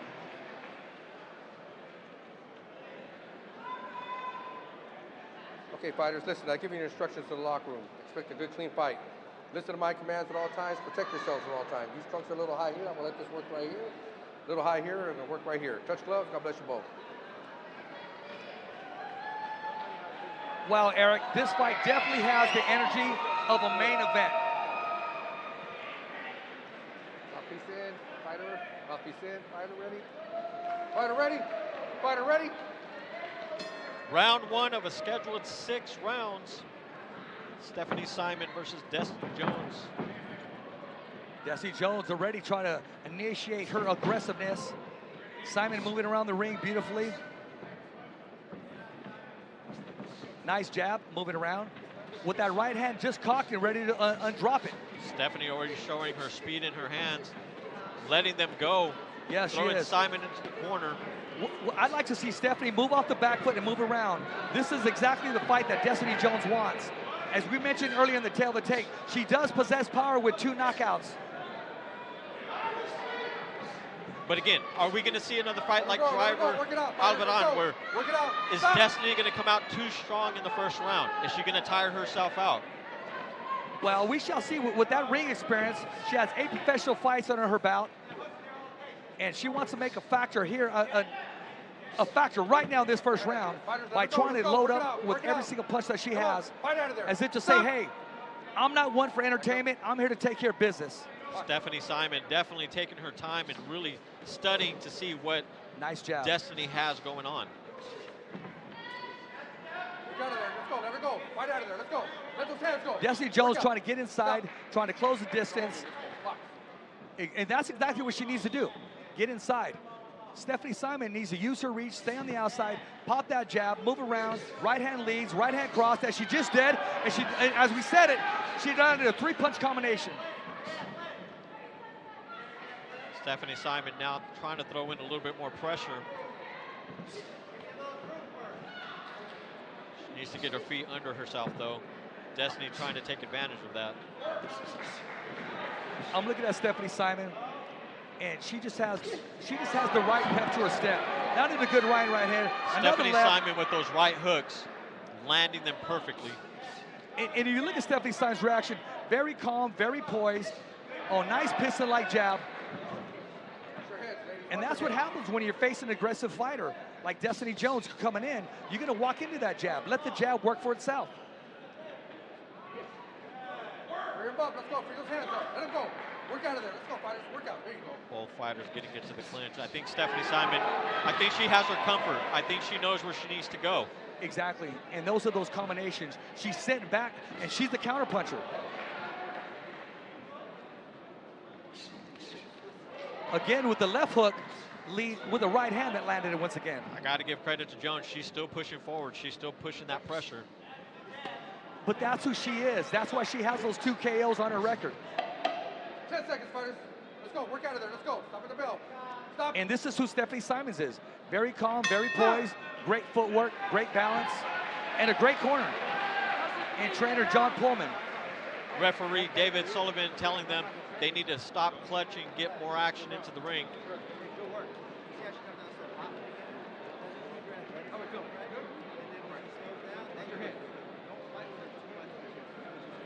You know, I'm right here in front of Destiny Jones' corner. They're letting her know. Don't faint down. Looking at the replay, as you can see, Stephanie knew when to put pressure, but Jones just kept stepping forward. They're telling her, continue with that. Put the pressure on her. See, that started to throw off Stephanie Simon in the very beginning of the first round, but she was able to make that transition to the second round and win that round very convincingly. By last minute, the crispier punches, the counter punches, and she initiated the second half of that first round by landing beautiful combinations by Team Simon. Round 2, super lightweight.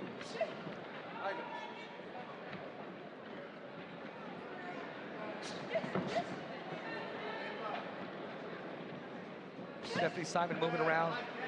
Nice jab to the body. Now, you know what she's doing? She's setting up that right hand. She just threw it right now. 2 left jabs to the body, sets up that big right hand. But Jones is playing it smart. She's seeing that right hand. She's trying to not drive into it. But Stephanie Simon setting it up. Nice crisp punches. Hook to the body, short right hand. Now, I'm not sure if that's what you really want to do, trade with Jones, and when you're inside. Because Jones still has power. Stop. Let her go. Back up. Let go. Okay. Keep your head up. Let's go. What I'm gathering from Simon right now is how poised she is, how relaxed she is in there. She sees everything tonight.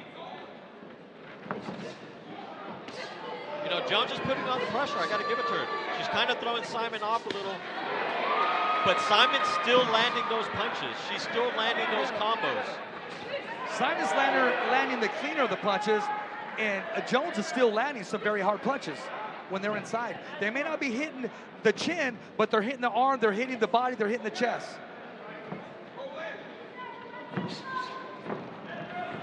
Jones able to slip that combination. That defense from Jones really throwing that combination off from Simon.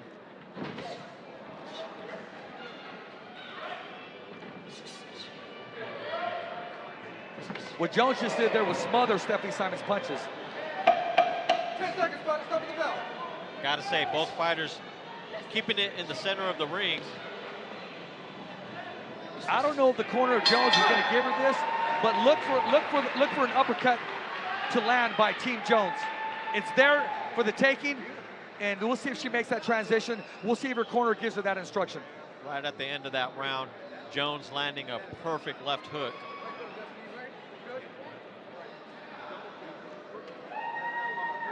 Very competitive fight thus far, very action-packed. This is living up to all the hype, all the expectations when they put this fight together. You know, this could have been for a belt on the line, a Marvnation, Abner Modest Promotions bout. But because of the sanctioning bodies and all the headache out there, if you retain a bout with the California Association around your corner, I don't know, I'm sure, but it sets you back. What are the rules on that, Eric? It depends. Everything really, you know, there's a lot of changes happening in the state of California. California Commission, you know, run by Andy Foster, they're doing a lot of changes right now. They actually have a meeting coming up at the in mid-December talking about things like that. Well, I bet you Marvnation is going to be there, and Abner Modest Promotions as well, because they're on top of things and putting the best cards in California on here live at Marvnation TV. Round 3 of 6. Again, Jones is coming out strong. She is. And Jones is getting the proper distance that she needs to not just land punches, but be aggressive and be effective. And I got to give Jones credit for her defensive moving. I mean, she's got the movement. Her leg work, her feet work are doing amazing. But can she outstand those punches that Simon's landing? Simon is sitting back. This is her game plan, to mix it up inside and then get back to her game plan, get back to her strongest points, and that's fighting from the outside, punching and using those combinations and setting up that right hand.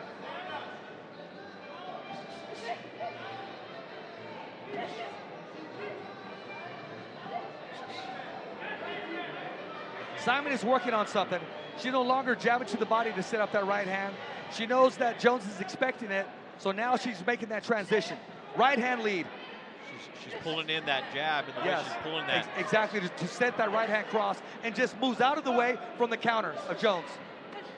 So they'll be off to the side. And again, that goes back to the training of John Pullman.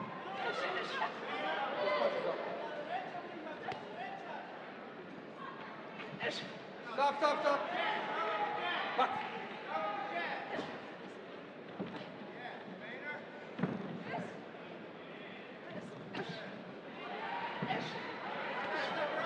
Both women are mixing it up here in this third round. 10 seconds, fighter. Stop at the 10 seconds left. I got to say, Simon really worked her. Believe it or Simon, not. yeah, she is. Oh, and down goes Jones. Down goes Jones with the left hook by Simon. And just as you were saying, she was working, she pivoted that right hand and landed a clean left hook on the jaw, buckled her, which followed up with another left hook and dropped Destiny to Sweet Jones. Time. We're going to take a look at this replay right now.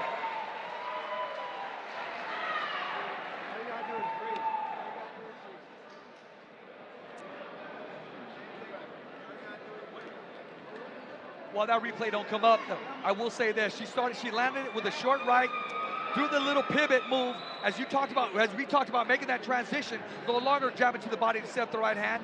Made the short right hand, made a pivot move. You're gonna see lands a clean left hook.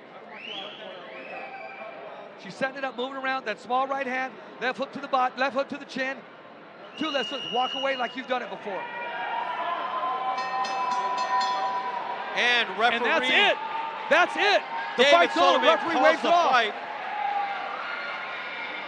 Stephanie Simon, once again, displaying more and more, and tonight displaying that power. Third round stoppage by Simon. Again, watching those replays, throwing that combination the way she did.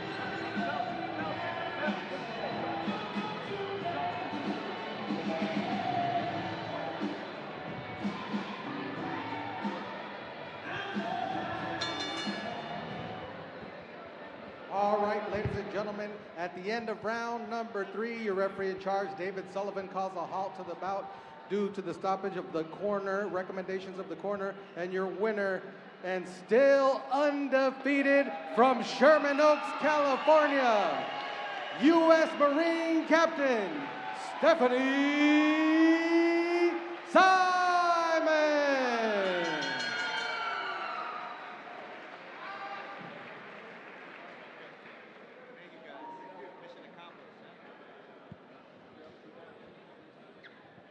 Stephanie Simon with an amazing win. First of all, congratulations, Stephanie Simon. Talk to us about your victory. Talk to us about what was going on inside that ring tonight, and talk to the viewers exactly how you're feeling now. Just want to say thank you, Destiny. I know you're leaving, but I appreciate you having the courage to step in the ring with me today. I appreciate that. She came to win. She came to fight. Every fighter knows that when someone doesn't come to fight, it's harder to fight them. So really, respect my opponent for being here today. I was patient. I also noticed my first round was a little longer than normal, but that's okay. I embraced the longer round. I don't mind that at all. And really, I was just setting up the shots and really trying to make them hurtful. I noticed in that first round, she tried to close that distance right off the bat, establish as if to say, I'm the boss in the ring. In the second half of the first round, you made that transition, started jabbing to the body to set up that right hand, but you made that transition with a short right hand and pivot to land the left hook. Was that instruction from one of the best trainers out there that the whole world don't know of, Mr. Pullman? Absolutely. John Pullman is a very technical coach. He's a great coach. He had 2 other fighters. I don't know if you guys saw, but they both stopped their opponents too, so he knows what he's doing, and I'm very grateful for him. He's one of the best coaches in the country. I've been all over the country. I've had many trainers. This guy right here is one of one. So his mind, his thought process, it's next level, and everything that he taught me in the gym, I just applied it, and it worked perfectly. We talked about, I was talking on the phone today with my buddy Lukey, and he said, Richard, he must have read my mind.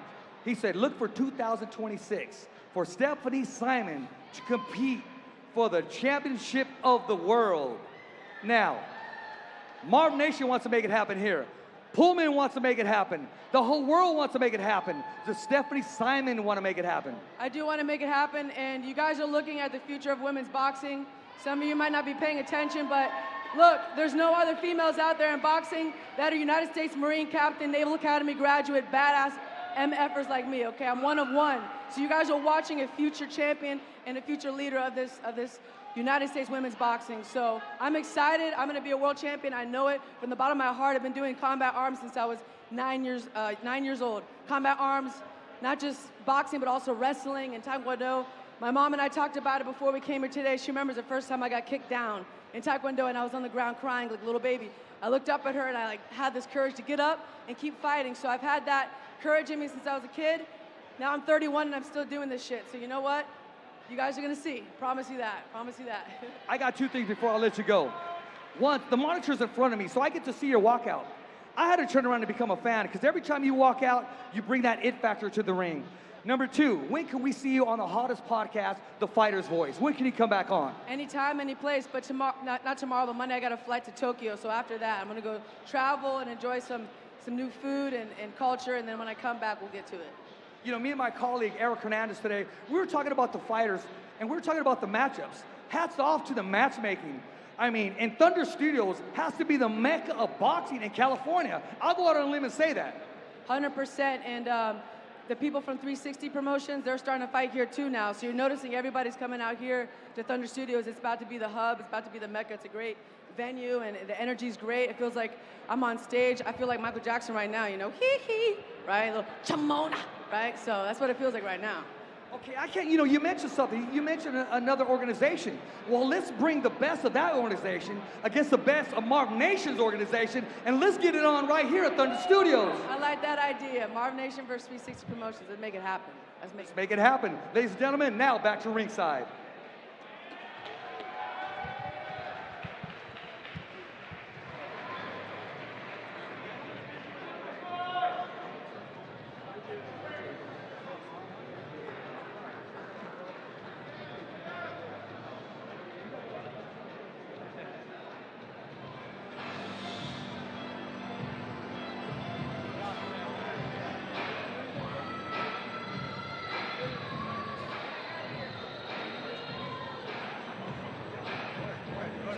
Rich, we got a recap of the fight right now. Destiny Too Sweet Jones came in confident. Stephanie Simon coming in confident. Both fighters coming out aggressive, hard, fast, ready to roll in that first round. What'd you see? I see exactly the way you called it. You know, Jones tried to initiate her, impose her will from the very first round. She tried to be aggressive. Unfortunately, it kind of backfired because Stephanie Simon was able to make that transition and make Jones fight her fight, which is sitting back, neutralizing your aggressiveness and your power by the jab, by changing around from the jab into the body to the right hands to the short right hands, which set up the left hook. Stephanie Simon coming off with an amazing win, amping her record 5-0. It's only going up from here. Love to see what she's going to have in the future for herself. Well, she said herself, you're going to look at one of the future women in boxing that's going to take over the division and be a world champion. The world sees it, she sees it, she's feeling it. Now it's up to the rest of the governing bodies to give her that opportunity. You know, we still got a couple fights to go. We got 4 more fights. No, actually we got, yes, we do. Yeah, 4 more fights. We got 4 more fights. Ethan Smith taking on, it looks like Joel Silva. And see, that's what happens when, I mean, we said in the beginning of the telecast, we got a knockout night of boxing here at Marvnation Studios. Well, I said, yeah, Marvnation Promotions with Abner Mata's Promotions, Thunder Studios. Let me correct myself. But I like the idea. I like the idea of our ring announcer announcing our next fight, our next contest. Now back to our ring announcer, Marco Rodriguez. All right, ladies and gentlemen, we're going to continue the action here from Thunder Studios in Long Beach, California. This next bout is scheduled for 4 rounds in the super middleweight division. Making his way to the ring first, fighting out of the blue corner, de Lagos de Moreno, Jalisco, Mexico. Please welcome Yarid Escamilla.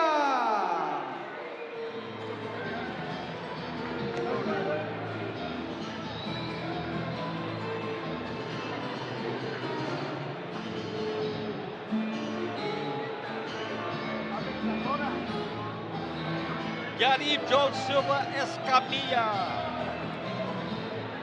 I gotta say, coming out of Jalisco, Mexico, first fight in the USA. Made his pro debut just this year. First fight, once again, in the USA. And that's that opportunity that Marvnation gives everybody. The opportunity to come to the USA and to compete on a Marvnation Abner Mata's Promotions. And now making his way to the ring, his opponent fighting out of the red corner. Joining us from Las Vegas, Nevada, please welcome Ethan Smith.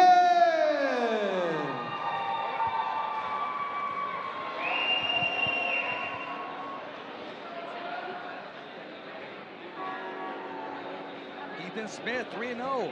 Perfect record with all three of those wins coming by way of knockout. Representing Las Vegas, Nevada. Last time we saw him, May 2025. And guess where? Here, Thunder Studios, Long Beach, California. I remember seeing that. I was thinking to myself, who is this light heavyweight that's ready to take on the division? You know, one thing with Ethan Smith, his last fight was actually at 167. So coming in at 177, bout today, super middleweight division, definitely a change. We talked about that it factor. We talked about ring generalship. Now tonight, we're talking about the power that a man possesses inside of the ring. All 3 wins, all 3 of his victories by knockout. I'm looking at the tail tape right here. Smith, 20 years old. Emilia is 22 years old. Height, 6'2". Emilia is 6 foot tall. 3 KOs by Smith, 3-0. His opponent with 2 professional fights, 0-2. But don't let the 0-2 fool you. Coming from Mexico, those are all tough wins. Those are all tough fights.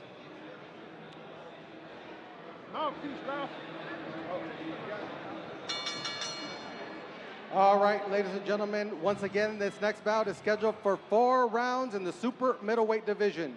Your judges for this bout at ringside are Eddie Hernandez Sr., Fernando Villarreal, and Sergio Caiz. When the bell rings, your referee in charge is Ivan Guillermo. Introducing first, fighting out of the blue corner. He's wearing the orange trunks. He officially weighed in at 176.2 pounds. He is looking for his first professional victory. Joining us de Lagos de Moreno, Jalisco, Mexico, please welcome Yarib El Goku Escamilla. And his opponent fighting out of the red corner.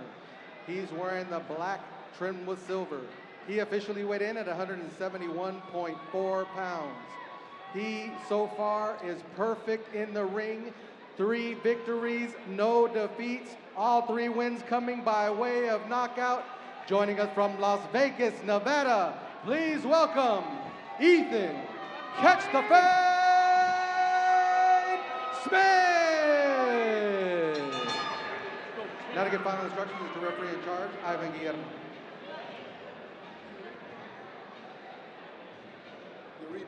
Receive the instructions in the locker room. Los dos recibieron sus instrucciones en los cuartos. Both trunks are high. Los dos shoulders están altos. I'm gonna let you both work to right here, right? 4 rounds, 4 rounds. Let's have a good, clean fight. Suerte.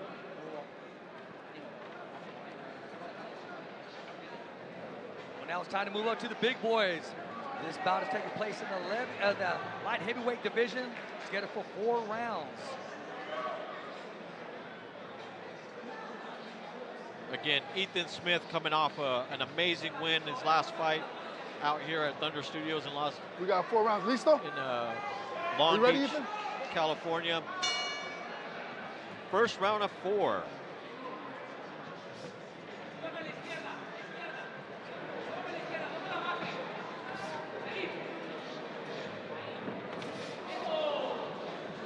Escamilla ready to mix it up. Landed a right hand on Smith. Coming in. You know. Don't push his head, don't push his head, don't push his head. Push his head. Smith with the 1-2. Smith coming in pretty strong. You know, Escamilla, I don't think he's ready for this speed that Smith has to offer. Well, not only the speed, is that jab. That power.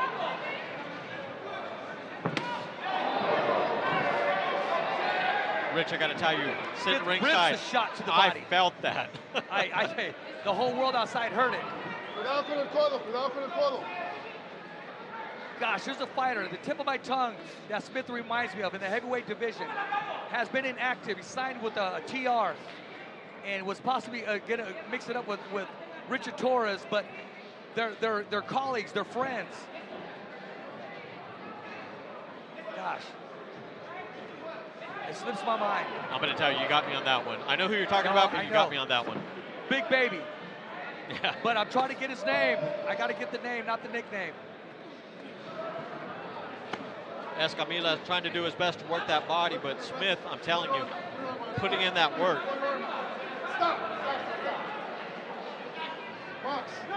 Smith on the back foot. He's waiting to establish his jab. He's having fun in there. He sees everything that's coming up to him. You know, a lot of fighters are effective with the Philly shell, and a lot of fighters just like to use the Philly shell just to use it. I like to for fighters to use it to be effective with it. It does look pretty, does look nice, but there's only one fighter that perfected it. You know, I definitely got to give Smith his credit for what he's doing right now. You know, he's letting Escamilla jump into him, but yet he's setting him up. Exactly. Sit back to counter. I love the way Smith is mixing it up. Right hand to the body off the left jab. Short right hand to the body. Didn't really dig it in there, but just touched him with it. Just to let him know, hey, I got many things in my arsenal.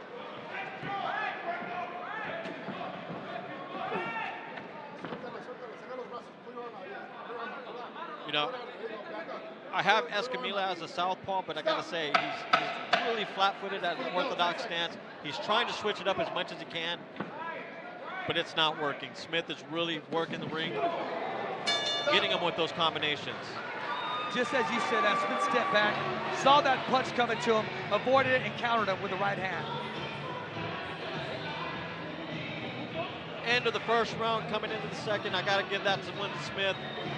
Escamilla did his best, came out.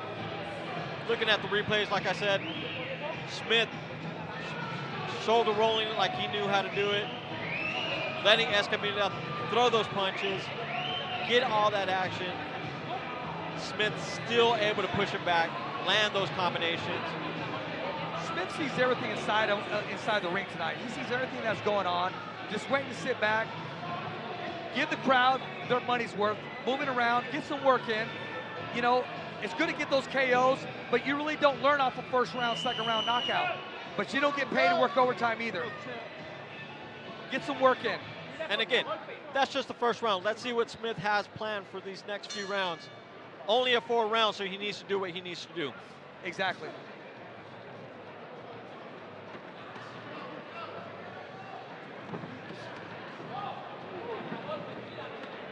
Escamilla with those wild punches. Smith just taking his time, really seeing what Escamilla is about.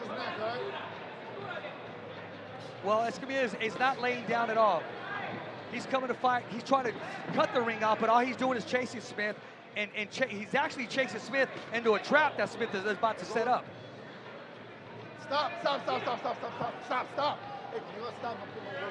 Turn around. Box. Referee Ivan Guillermo breaking them up, wanting to see more action. Smith landing those punches on Escamilla. Beautiful short left hook inside. Counter left hook. He let his opponent come to him, landed it again.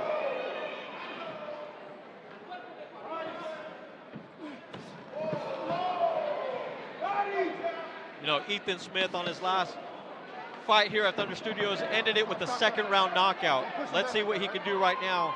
Escamilla already looking tired, looking fatigued. A Las Vegas native and is fighting a home here in Thunder Studios in Long Beach, California. I mean, Escamilla dropping his hands already. Smith just taking his time.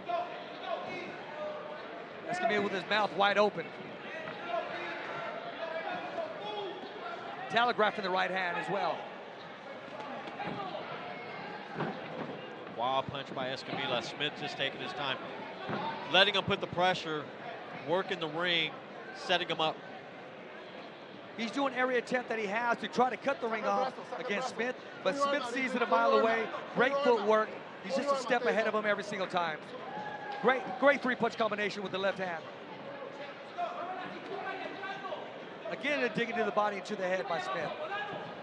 And see, these are combinations Smith normally doesn't work on. He normally works on the 1-2 or the counter punch with the right hand. And he's working on different things tonight.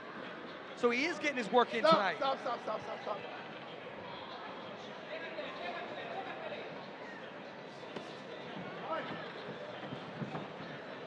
Seeing blood on the shoulder of Smith. Not seeing where Escamilla is bleeding from.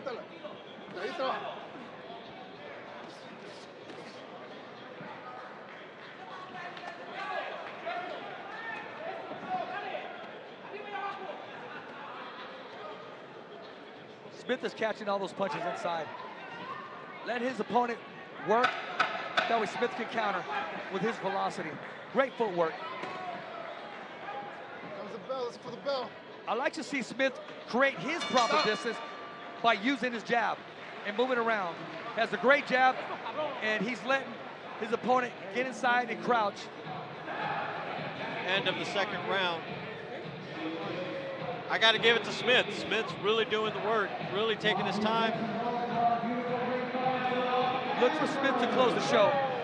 I know in the back of his head, as you look at the replay right now, Smith is moving around, using the whole ring, landing that counter left hook, moving around, let his opponent come into him. That way he doesn't have to do the work and just countering him. The thing is, even when Escamilla is landing the punches, it's not even affecting Smith. Smith's just walking right through them. Smith sees everything that's going on. Great forward. You can see the frustration on his opponent. But I'm not sure if it's going to be this round or the next round, but look for Smith to close the show. You know, one thing I got to do over and over, I'm seeing it in a lot of these fighters. I got to give credit. F4 Studios making the trunks for a lot of these fighters. Got to give them credit.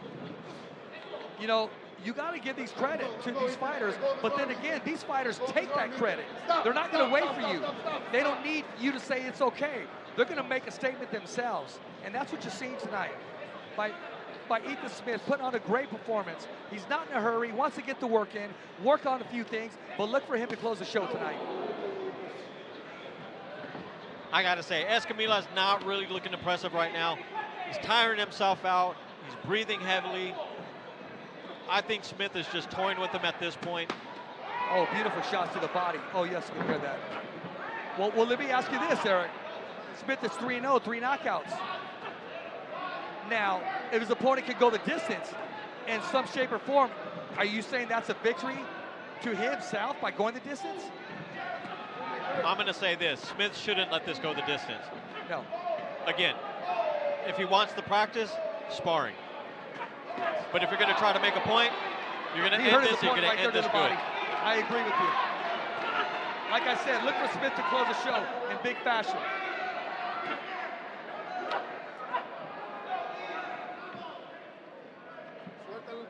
Let him go. Stop.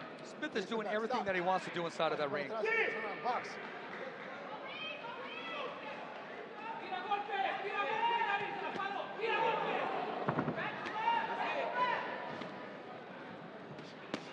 Smith working that body, getting those combinations in. I didn't Google, I don't have time for that. Jared Anderson is the fighter I was talking about. Looks at a young Jared Anderson. When Jared Anderson first broke into the heavyweight scene, and you know, started off as a cruiserweight, heavyweight, very athletic, gets some things together, and you'll see him back into the ring, doing what he does best, knocking people out and having fun in there. Smith getting Escamilla in the ropes and in the corner. I don't know. I think he might look to end this period pretty quick. Yeah, you know, hey, he wants, in the back of his head, he wants to keep that streak alive. And when you got an opponent like this, because there's levels in boxing, the most polished fighter tonight is Smith. That's not knocking his opponent, but do what you need to do inside of the ring to make yourself marketable and to be a fan pleaser. This is his last stand. He's letting it all go right now. Escamilla taunting Smith. Yes, he is. Smith returning the taunts.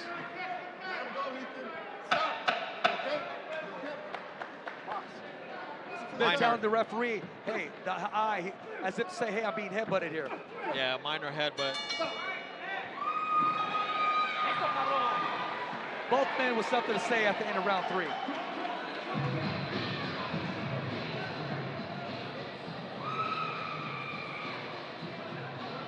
Now, if you look at the replay right here, Smith is being very elusive, working on that 1-2, working on all the things that he worked on in training camp, having fun in there, tunnel vision. And this is what you call dirty boxing. It is what it is. You got to let your opponent know, if you want to roughhouse, I'll roughhouse back. The old rule, protect yourself at all times. Smith sees it open, whether he creates it or not, he's going to capitalize on it. You know, I got to give it to Smith. He kept his composure, having his arm held that way. That's one of the things that I'll tell you as an UGS fighter.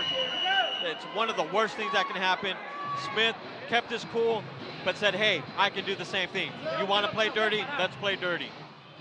Well, any fighter that comes in with chrome boxing shoes wants to entertain. And we're looking at it right now. Look for Smith to close the show. Smith wobbling Escamilla with those body shots. Look for the referee to take a look and maybe possibly step in.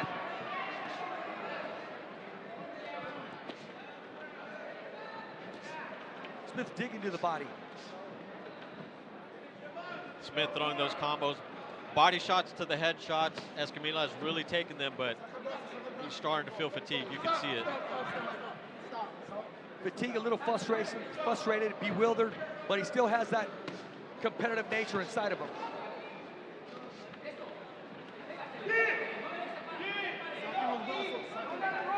Both men with the same experience.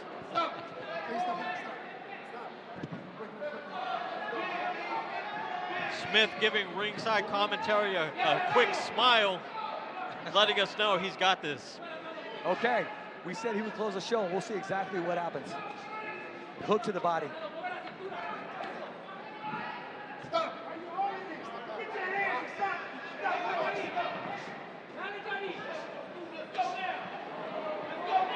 Referee Ivan Guillermo really taking a look at Escamilla right now. He is. Even though there's only a minute 37 left, hey, that's all it takes is for someone's health to be in jeopardy. And he's taking a long look. It's very one-sided. Smith is establishing his will. Look for it. Okay, no pushing. Give him a warning. By him telling him that is giving his opponent some air to breathe. Another hook to the body. Look for Smith to put a closing to this. Gosh. These body shots, man, the thump. Smith working that body, but it seems like he's getting flustered by Escamilla's, clinching and whatnot. And it feels like he's wanting to close it, but Escamilla's just, I have to say, he's playing it dirty. He's not allowing him to do that. He's not saying, okay, have it your way. He's resisting. He's not here to accommodate Smith. Oh, that shot hurt. That's it. One shot after foul, which Smith did not need, but you can't jeopardize yourself. On a DQ or a point taken away. Oh, he's folding under. Referee's gonna step in. Let's see if that streak continues. Let's see if that streak's alive. Escamilla not throwing anything back. Smith looking to end it sooner. Less than 5 seconds on the bell. And that's the way you close. And that's the way you close.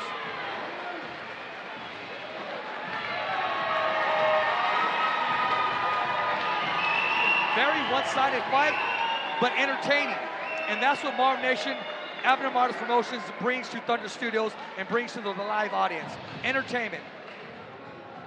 Got to give credit to Escamilla. He did what he had to do to continue into the fight and keep going for all 4 of those rounds. But I got to say, Smith controlled the fight the whole time, knew what he was doing, putting him into those corners, actually getting him down to a knee in the 4th round. I definitely got to say this is going to go to decision towards Smith.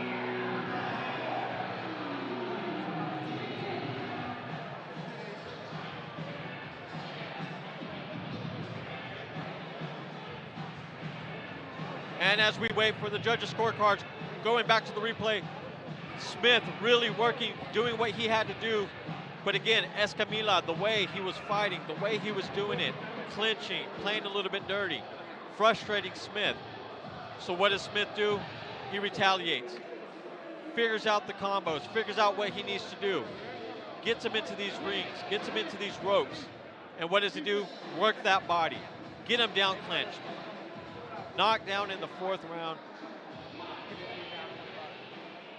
I don't see this going any other way. Let's get this over to Marcos Rodriguez. All right, ladies and gentlemen, after 4 rounds, we go to the judges' scorecards. All 3 judges see about the same, 40-35 for your winner by unanimous decision. And still undefeated from Las Vegas, Nevada, Ethan, catch the fade, Smith.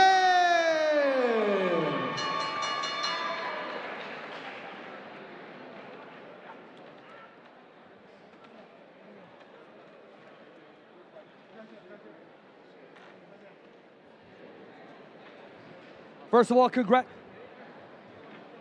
Here we go, Mike.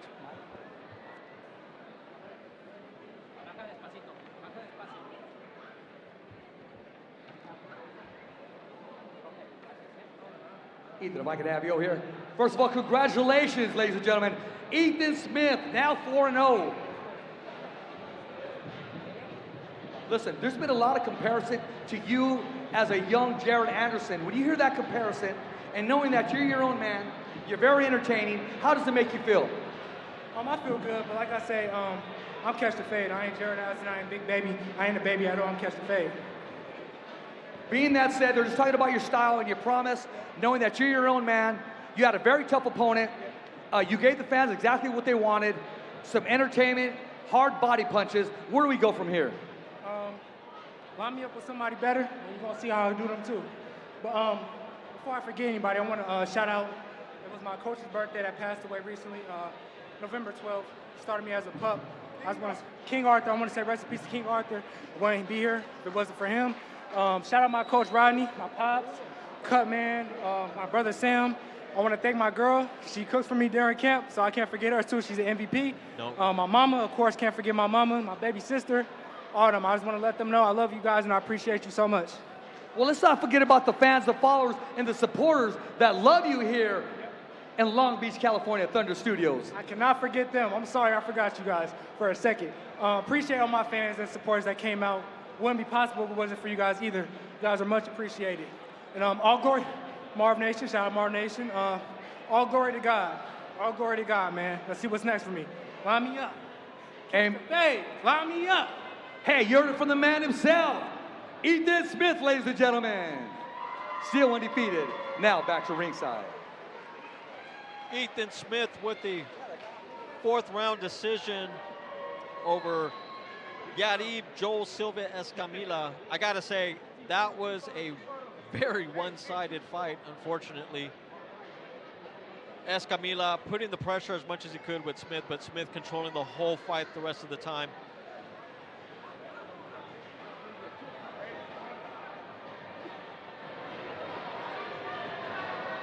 Smith moving up from 167 to 177.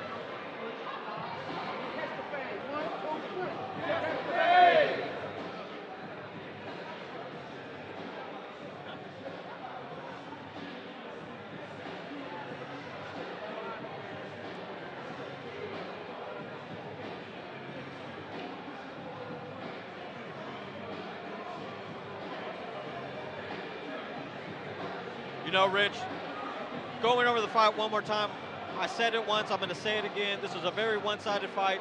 Smith controlling the fight the whole time, doing what he needed to do. But Escamilla, do you even think he came in prepared? Do you even think that this was the fight that he wanted? Whether it was the fight that he wanted or not, Smith had a different agenda. He had a different take. He was not going to be denied tonight. And, you know, the passing of his trainer, his coach, highly motivated him tonight. I like the fact that he does want to be his own person. When he heard the comparisons to a young Jared Anderson, he wants to make his own statement here in the sport of boxing, even at a young age. A lot of fighters will piggyback out that compliment and say, yes, thank you. But this fighter, tonight, Smith, wants to make his own identity.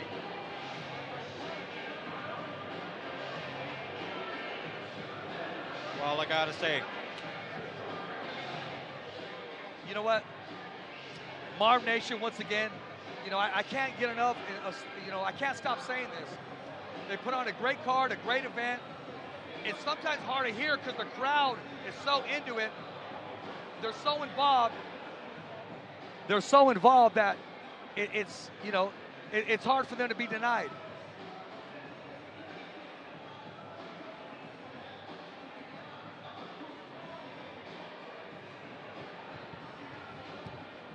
As we're waiting for our 6th bout to take place.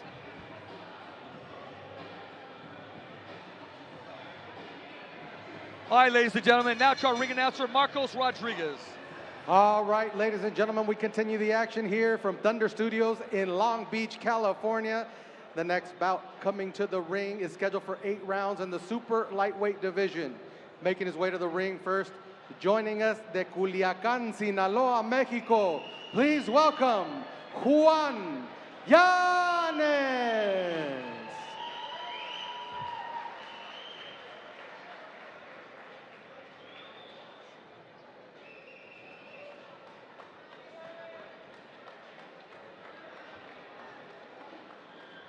Juan Antonio Llamas making his way to the ring with a record of 12 wins, 1 loss, 1 draw. in a highly competitive match tonight against Jaime Cuesta.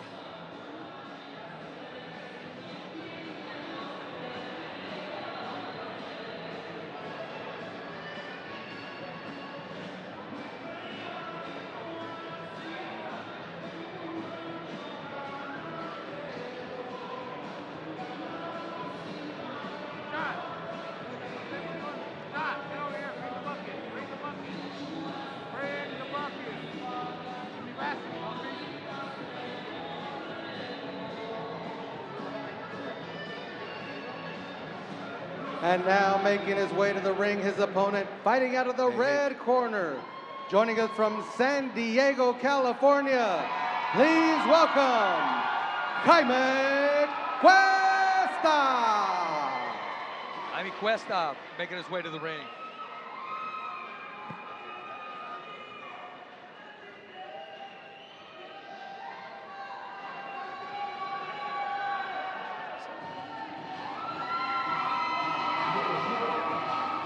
Jaime Cuesta making him walking into the ring.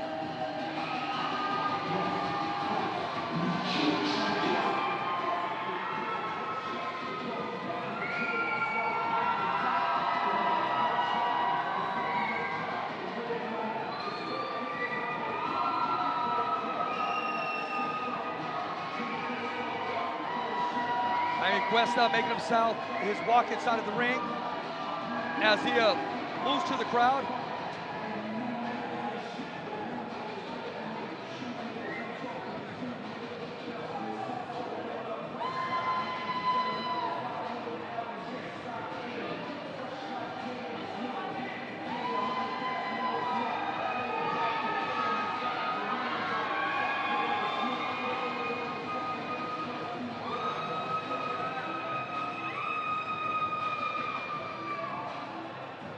Now to our ring announcer, Marcos Rodriguez.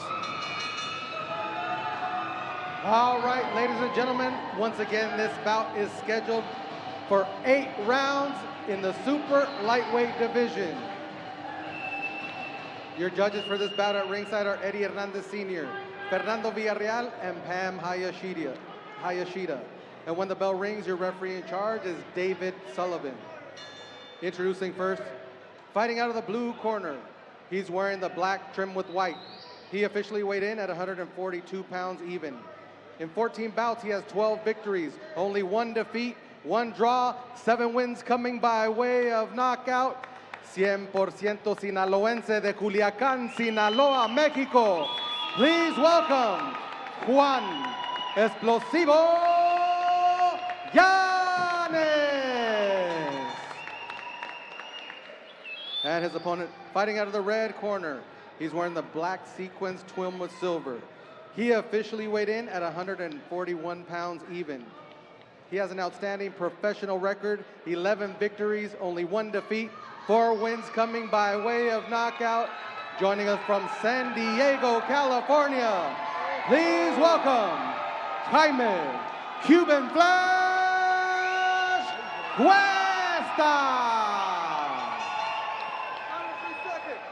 Now to get final instructions is your referee in charge, David Sullivan. Fighters, you're giving instructions in the locker room. Expect a good, clean fight. Listen to my commands at all times. Protect yourselves at all times. Punch line here is good right here. Punch right here is real good. Touch your gloves. God bless you both.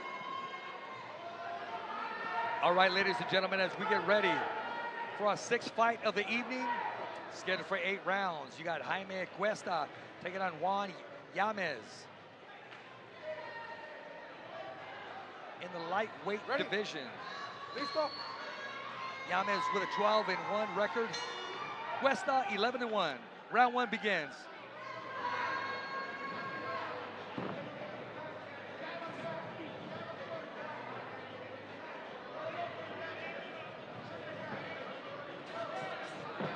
Watch the feet, guys. Cuesta in the black trunks. Let's go. Work out of there. Cuértalos, manos. Yames in the black with the white stripes. Cuértalos. Stop. Listen to me. Listen to me. Connect yourself. Box. Both men are circling each other. Cuesta's moving around side by side with his hands up. Yames trying to initiate. Seems to be ready. Stop.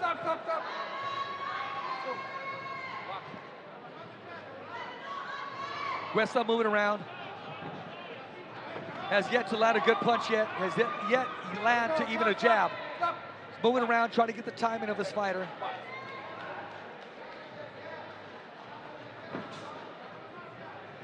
Juan Llamas seems to be flat-footed. Let's go, stop.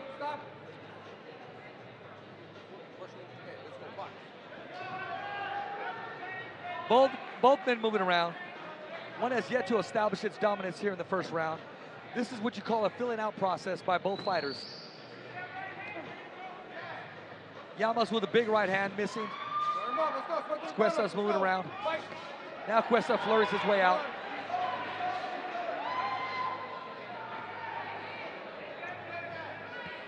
Now I'm back once again, joined here at ringside.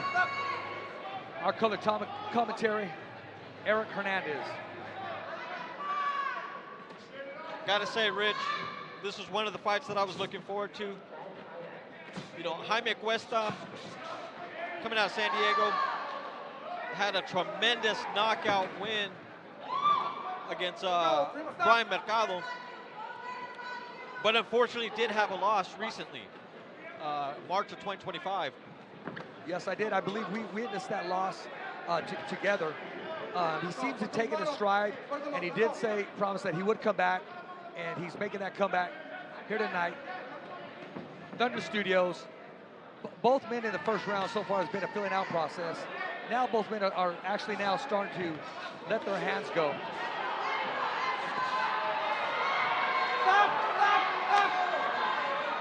Both fighters dressed in the black. Llamas with the black with the white trim. You know, I got to give credit to Juan Antonio Canas. You know, his win over Juan Macias back in May made a very, very impressive win. But with that being said, it also led him into a whole nother division when it came into the weight class. Well, I mean, you're coming into a tough weight class, the 140-pound division. It doesn't get any easier than this.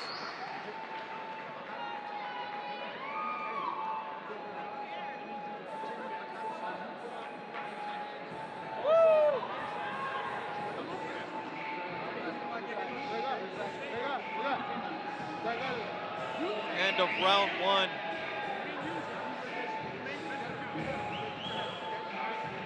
Round one was a very tough round to score. Both men were letting their punches go, their punches fly, but nobody was very effective with their punches. It was a very good competitive round. Both men looked the part. Cuesta 11-1, Llamas 12-1. Let's see what these next couple of rounds is going. 8 rounds. This is what we're going to see. 8th round.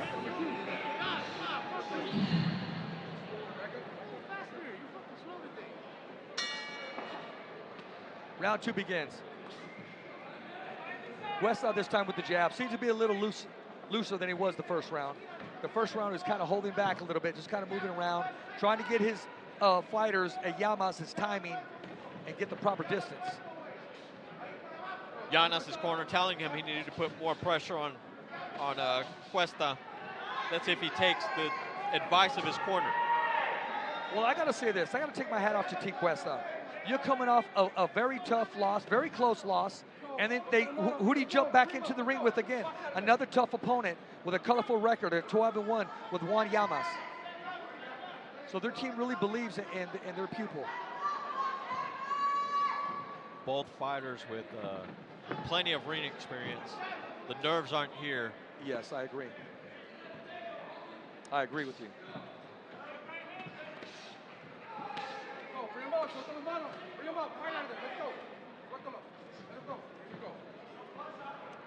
You know, sometimes it's like fighting yourself, because when you got fighters with the same exact style, the same exact strength, and the same will to compete, I mean, you're in for a fight. You're either in for a boring fight because no man wants to initiate. They want to sit back and wait for the opponent to make a mistake, or you're in for a treat tonight, and I still think that it's leading up to possibly a candidate of fight of the night. Cuesta taking advantage of those ropes. Pushing Llanas as much as he can, but Llanas trying to cut the ring off and move out as much as he can, getting Cuesta to tire himself out just a little bit. You know, you got to love the ropes in boxing. Fighters use the ropes to rest. They use the ropes to propel, to get momentum. A lot of people used to think when you go to the ropes that you're hurt or something's happening, but these fighters, they use the ropes to their advantage.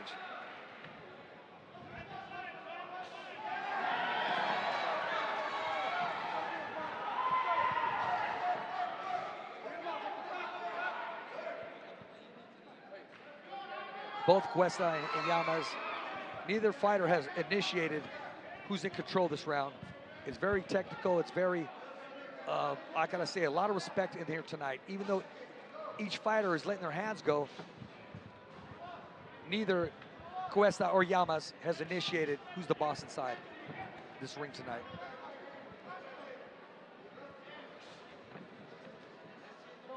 I gotta say, Cuesta's doing his, you know, he's working this kind of smart.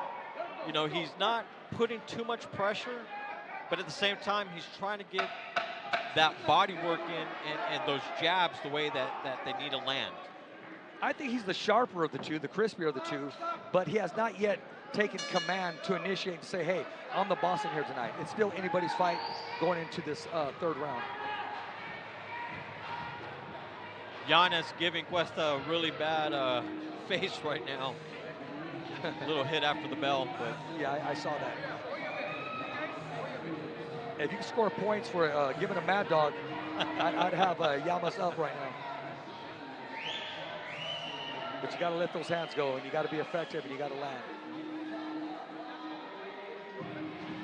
You know, Giannis comes from a heavy boxing area in Culiacan, Mexico. Those guys don't back down. No. These guys don't back down from anything. They're pressure fighters. They're heavy, hard hitters. But I think, I think Cuesta actually has his mark right here. I think he knows exactly where he needs to put him. In Mexico, fighters fight to live. Exactly. It's just not inside of the ring. It's a way of life. To them, when they get to hear the bell, they never get to hear the bell. It's part of their life. It's part of their upbringing. It's who they are. All right, here we go. Go back to that corner. Referee David Sullivan asking the corner of Giannis to wipe his mouth. Too much grease on it. Use that Vaseline, that grease. Have the punches slip off you.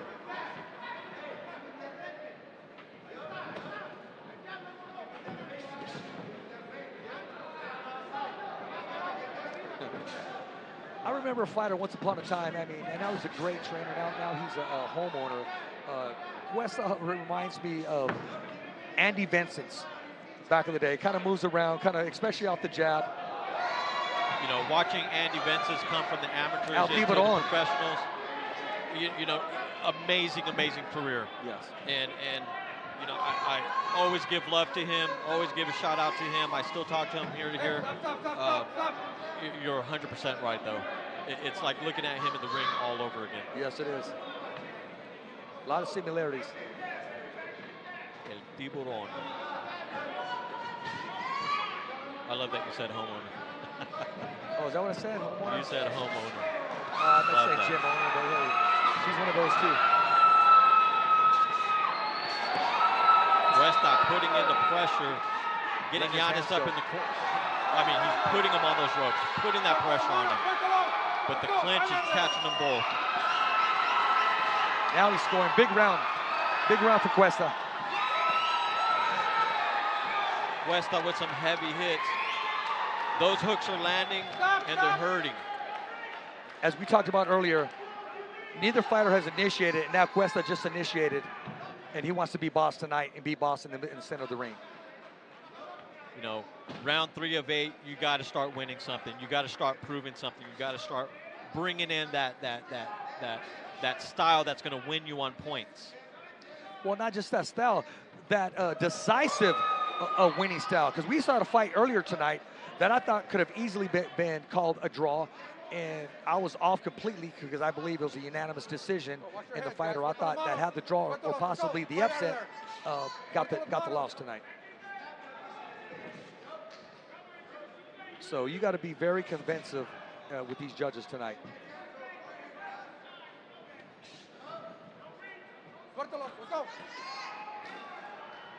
Cuesta getting out of the clinch, trying to work the body as much as he can, but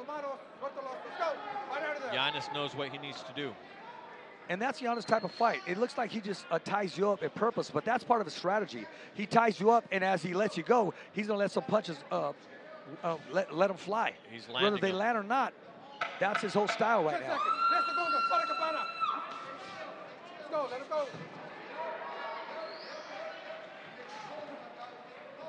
Tempo. Giannis with the grin thinks he may have gotten that round. Yeah, but he looked at us right here. I got to say, Cuesta really put in the work on that one. Well, let you know, Giannis, you look good towards the end of that round. So keep that you're going. looking We good. can keep it moving. Oh, I thought he was going to turn around and spit my way. That's what it looked like.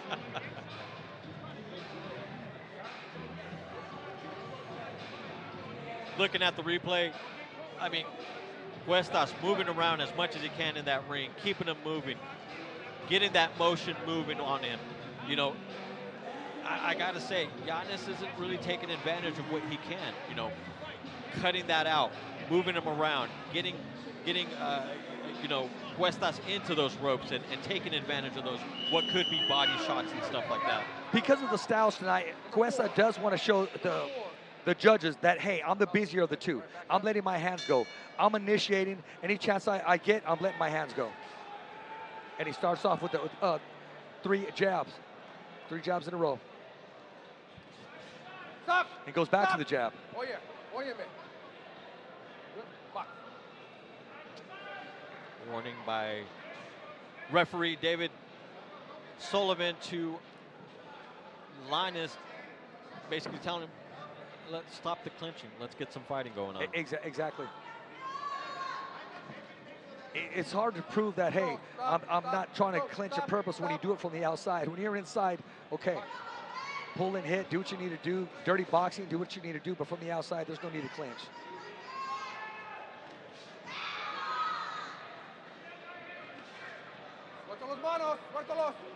Round 4 of 8. Cuesta really needs to start putting on the pressure. I don't want to say it's a close card, but Giannis isn't giving up, and this can turn at any moment. Exactly, and you know what? And for Team Cuesta, he knows, hey, okay, I probably won't get the stoppage tonight, and this opponent is not going anywhere tonight, so I got to transition myself and just win these rounds round by round by round. If I can establish something and open up some openings, then so be it. But right now, I got to stay busy. I got to get back into the winning column. You know, and I got to give Giannis some credit. You know, we're already in the halfway point, and he's not giving up. No, he's not giving up. He's still putting on the pressure, you know, and Cuesta's feeling that. He's not giving up, but he needs to be first. When he does throw punches, it's out of retaliation. It's out of, okay, now I got to swing back because you landed your 1-2. But he got to get off first.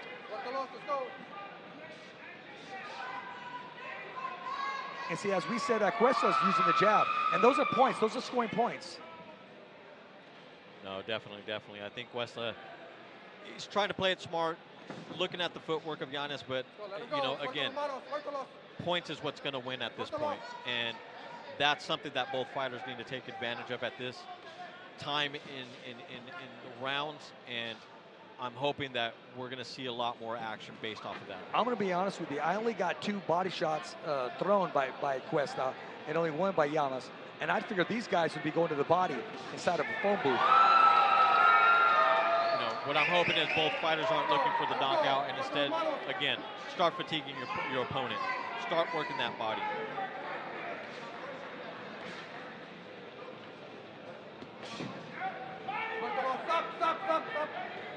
And see, you got to remember, our crowd is very spoiled. They like to see knockouts, and that's what we've seen tonight. They like to see stoppages, and that's what we've seen tonight. Slugfest. I got to say, Marvnation, Modest Promotions throwing an amazing event here at Thunder Studios. I mean, the crowd is active, the crowd is live, they're wanting to see some action. Let's hope we can see that in these next few rounds. Both men with some words at the end of the bell. Like I said, if there was points scored for Giannis, the way he's looking at him, you know, hey, I'd make that a 10-8 on just looks alone. But you got to let your punches fly, and you got to land your punches, and you got to take over the center of the ring.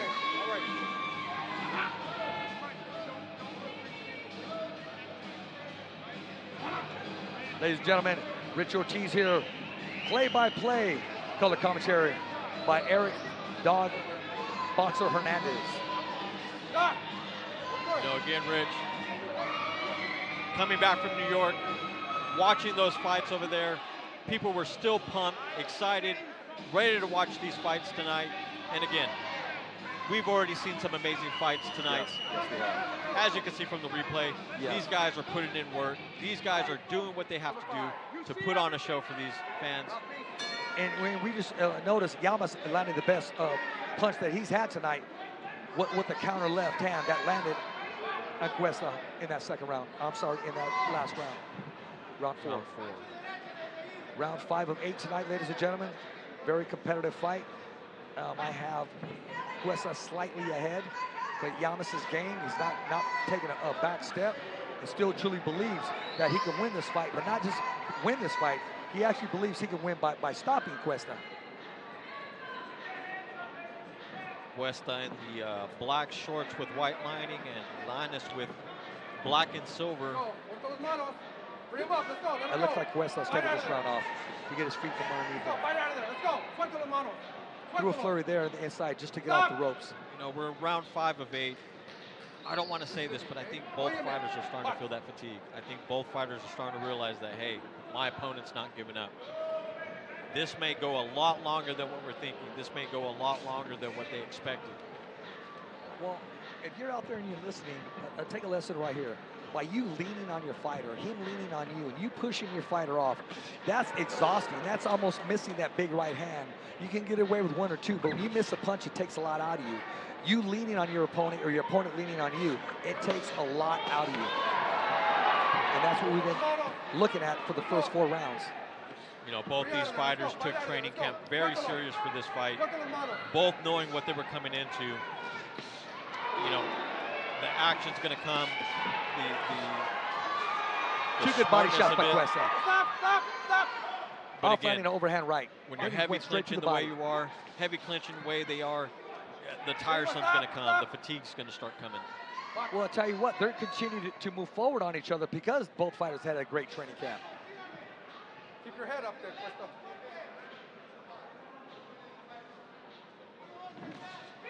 Cuesta with the right hand as Llamas walks right into it as he comes in. You know, I got to give it to Cuesta. He's landing some really heavy hot shots right now. Llamas just has that determination, man, that grit, man. He's just not going to go down with 1 single punch.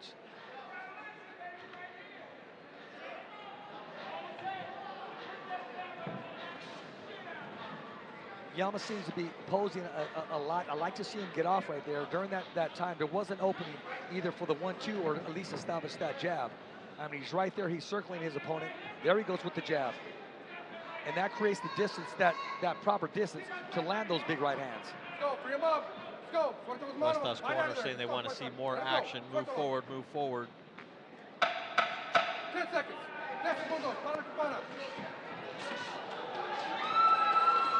Llamas seems to be a counterpuncher. Landed the right hand, but took a left hook back from Cuesta.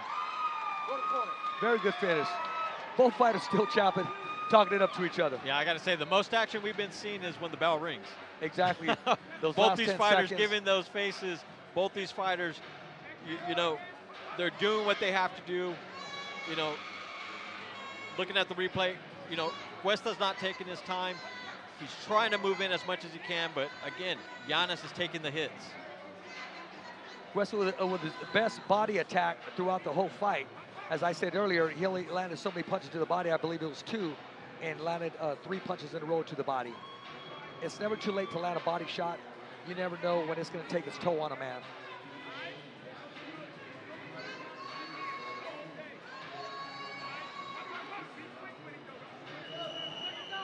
Cuesta's corner is very animated. They want it done. They want more. They want more body shots. They want him to let his hands go. As we're ready for round 6. You know, with these 3-minute rounds, especially coming into these last few rounds, these guys really got to start putting the pressure. You know, we saw at the end of round 5, these guys know they're not tired. These guys are throwing the punches as they can punch, but we got to see it during the fight. Well, what we're looking at right now is we see Cuesta moving around. he'll start off with the jab that seems to be working very well to set up the right hand hook to the body, but then he fades away from it. He moves away from it. He no longer uses the jab. Now he's moving around. I know his corner was asking for jabs, and he gave him exactly what they asked for in the beginning of the fight.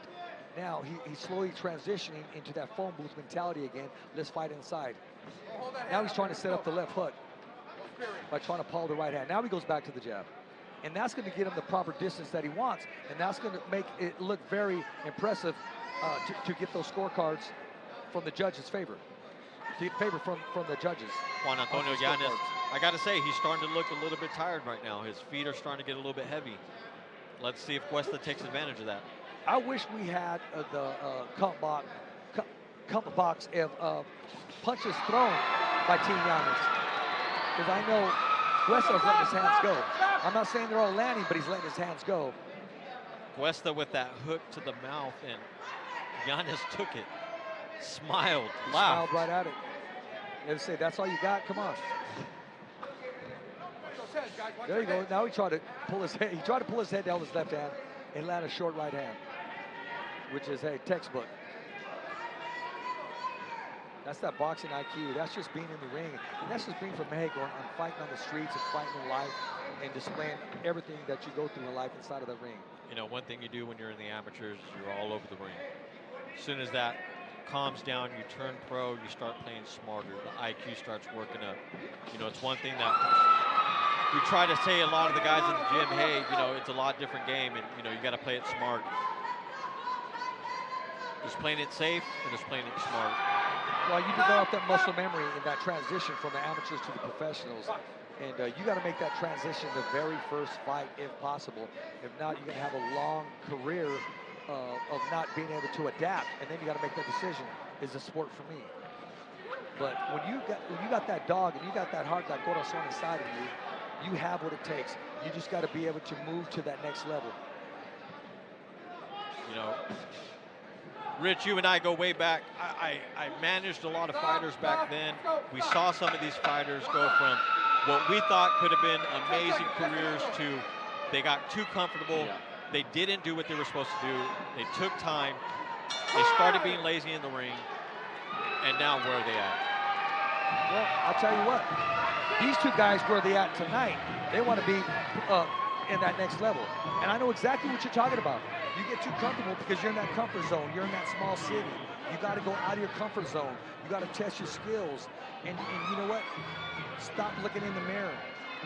Listen to people and get a camp in front of you that it's not a bunch of yes men. Because you got to be able to remove that next level by going to that next level. Don't just stay in your comfort zone. And these guys tonight, I mean, our fighter tonight, Llamas, coming from Mexico, making the trip coming down here, out of his comfort zone to compete. And he knows what he's up against. He's up against another tough fighter.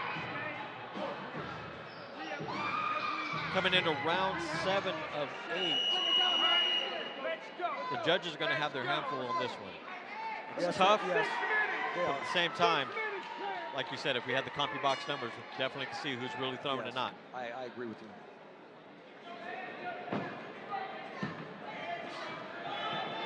Going into this 7th round, I have Westlaw at 42. One in the 7th round. But all it takes is one, and I give Llamas those rounds by stealing the rounds towards the end. That's when he was effective and landed some clean shots. Llamas throwing a strong right hook and landed nowhere. Llamas is countering all night. He needs to take the initiative. Let's knock it off. Let's box. Let's go. Box. The bad blood continues. Referee David Sullivan telling him, let's start boxing, guys. Yeah, let's get it on. Clean. Come on.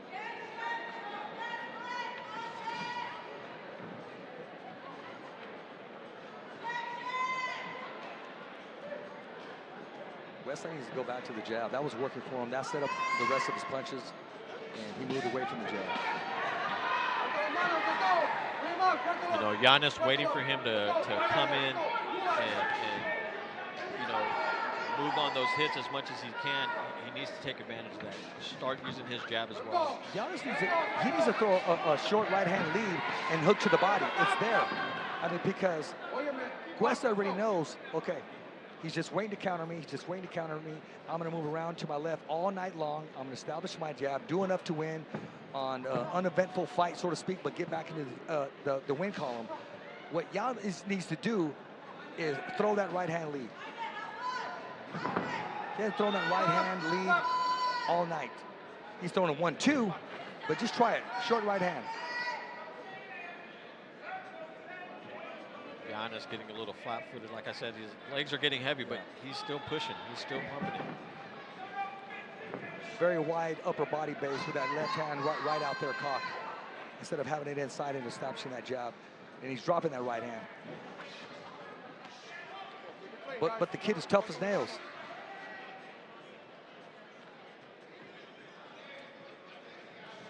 Cuesta's trying to get Giannis into the corners. Stop. Sometimes you got to turn it up, or you got to get in close and let your opponent get in close if you're the counter puncher. And that's what Llamas needs to do. He's definitely the counter puncher tonight. So allow your opponent to get inside, get closer, so you can land those combinations and land those counter punches by a right hand lead. But he's not initiating. He's just moving around. And Cuesta isn't really having his way by initiating, but he's doing just enough to win on the scorecards. You know, seeing Cuestas in his last fight and seeing him now, I mean, I'm not sure what's changed, but that drive, that hit, it's not hitting as hard as it should. It's not hitting where he needs to be at. I agree, and tonight we're going to find out.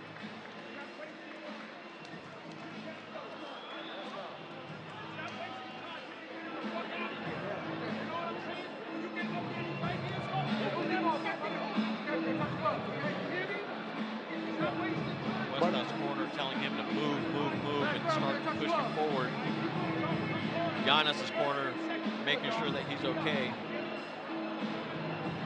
Seeing that fatigueness in him. They got that ice pack on his right cheek. Cuesta knows that they know they're up on the scorecards, but they want more than just being up on the scorecards. They want to work on the things that they've been working on in the gym. And you need to see that improvement, especially coming off a close loss. You need to come out hungry. You need to impose your will.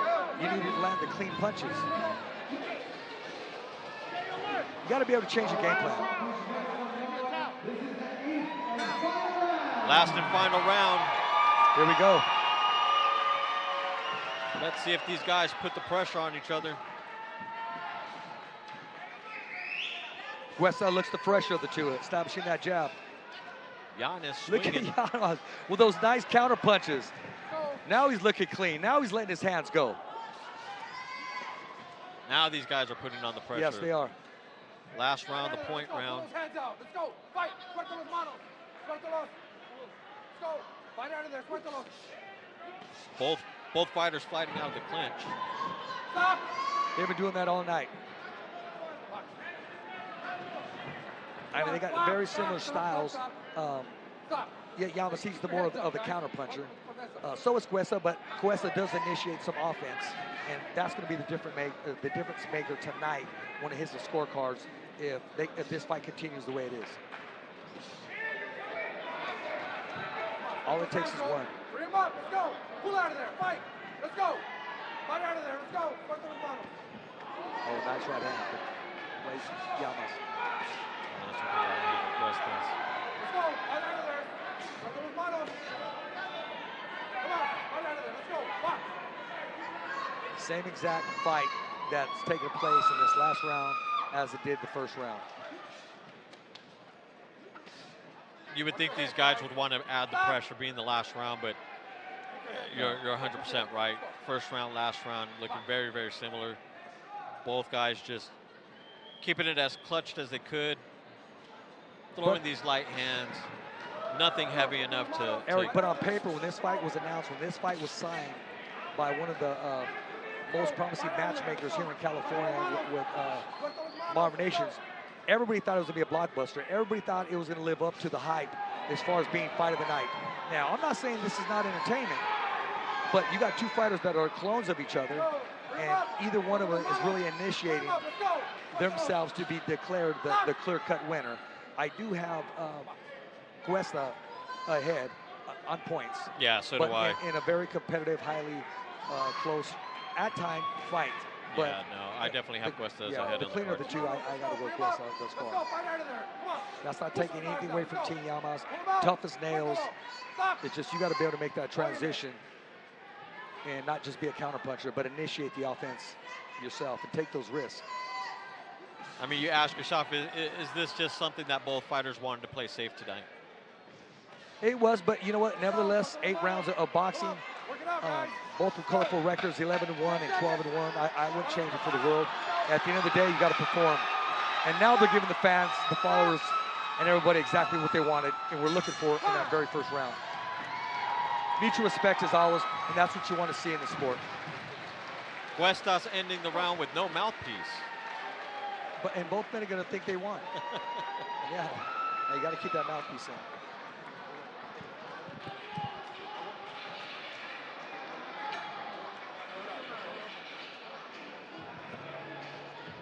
Jaime Cuestas, Juan Antonio Llanes fighting both at 142. You know, it's unfortunate this is going to go to the scorecards, but we have to see what the judges think.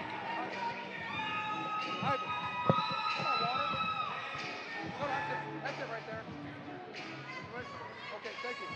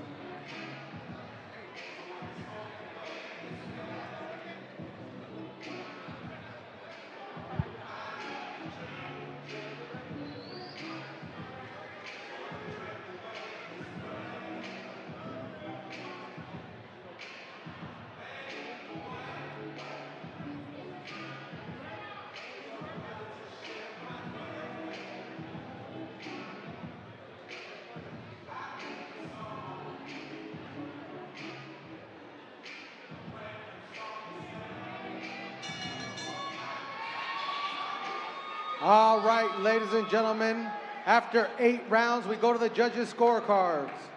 All 3 judges see about the same, 80-72 for your winner by unanimous decision from San Diego, California, Jaime Cuban Flash Cuesta.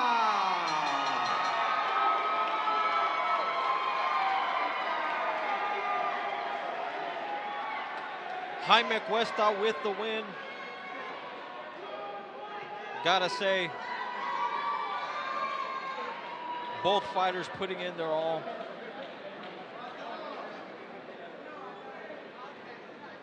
But Jaime Cuesta did what he had to do to get that win.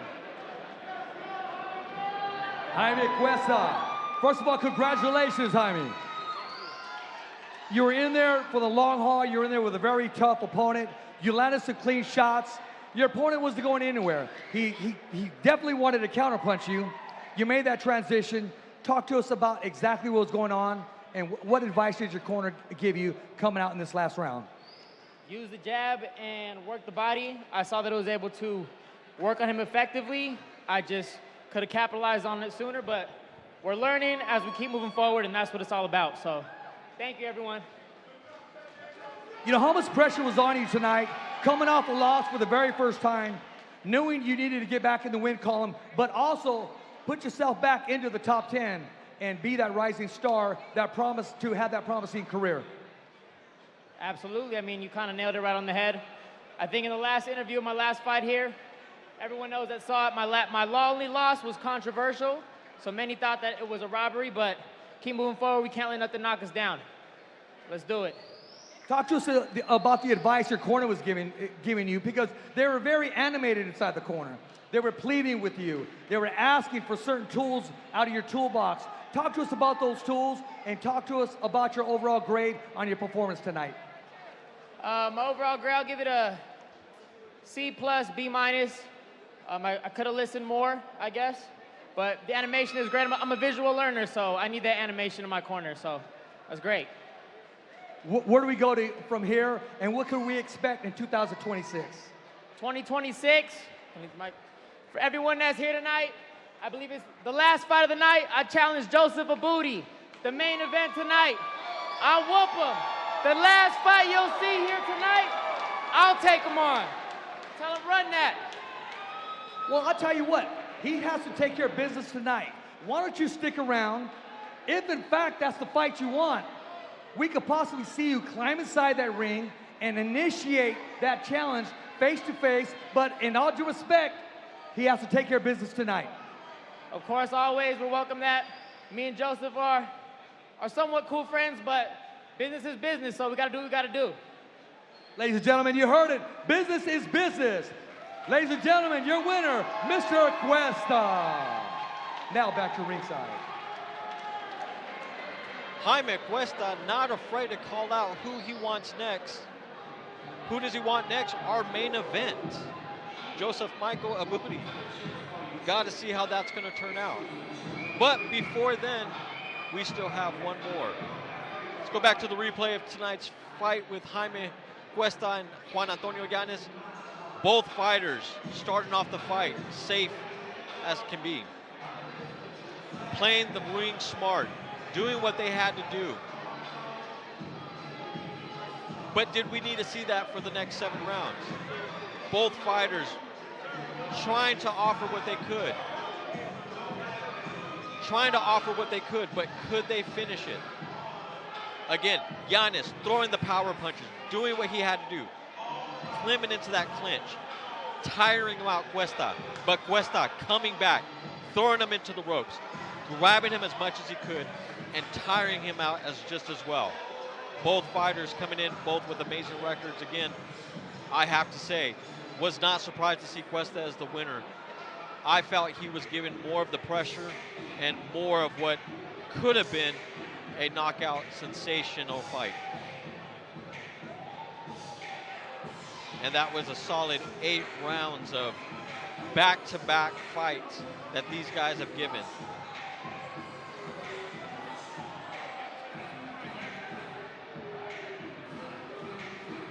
You know, looking at the replays, Llanes did tire out, and that's what gave Cuesta that win.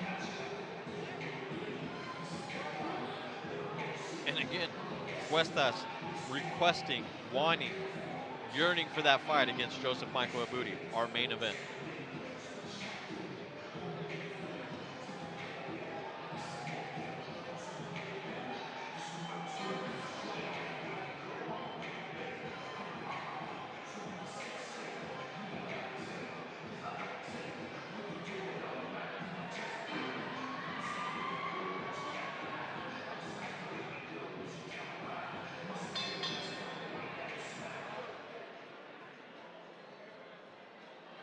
All right, ladies and gentlemen, we're going to continue the action here from Thunder Studios in Long Beach, California. This next bout coming to the ring is going to be our co-main event of the evening. This bout is scheduled for 6 rounds in the welterweight division. Now making the way to the ring first, fighting out of the blue corner, joining us de Guadalajara, Jalisco, Mexico. Please welcome Jose Rodriguez.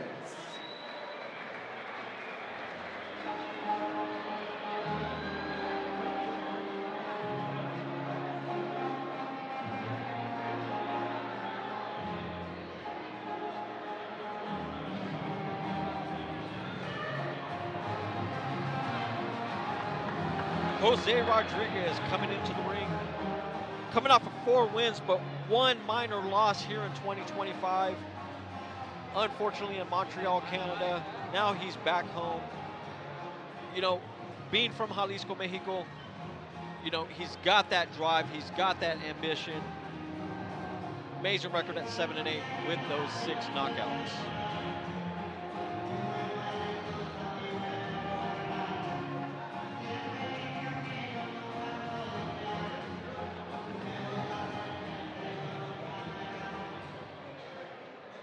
And now making his way to the ring, his opponent fighting out of the red corner from El Sereno, California. Please welcome Miguel Gaona.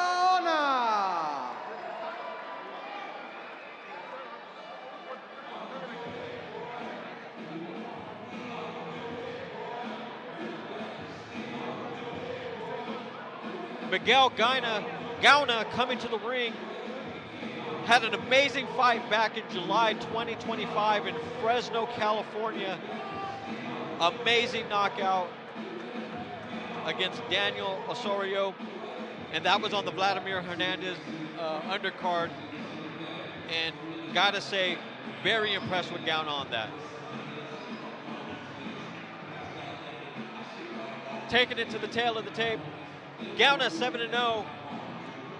Madrigal 7-8. Both at 6 knockouts. Gaona coming in at 5'7", Madrigal coming in 5'6". Age difference 30 to 27. 6-round welterweight belts. We shall see as we get ready for this first round. You know, ladies, yes, sir. We got the co-main event of the evening. We got Rodriguez with 50 professional fights, and we got Miguel Gaona, undefeated, 7-0. Both fighters came in at 152 pounds yesterday at the weigh-in, ready to display their talent and let everybody know exactly what's going to take place today, and that's going to be a barn burner.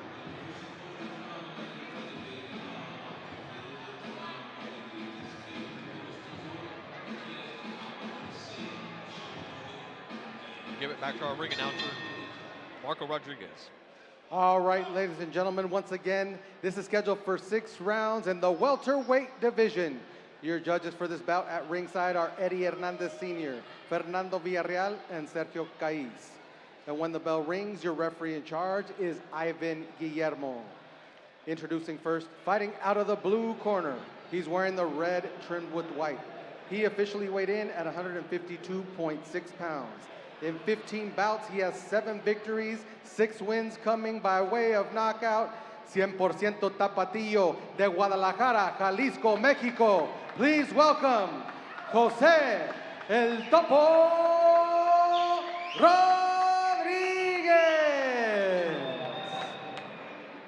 And his opponent fighting out of the red corner. He's wearing the camouflage trunks. He officially weighed in at 152.2 pounds. He is perfect in the ring, 7 victories, no defeats, 6 big wins coming by way of knockout. The fighting pride of El Sereno, California. Please welcome Miguel Gaona. Now to get final instructions is the referee in charge, Ivan Guillermo.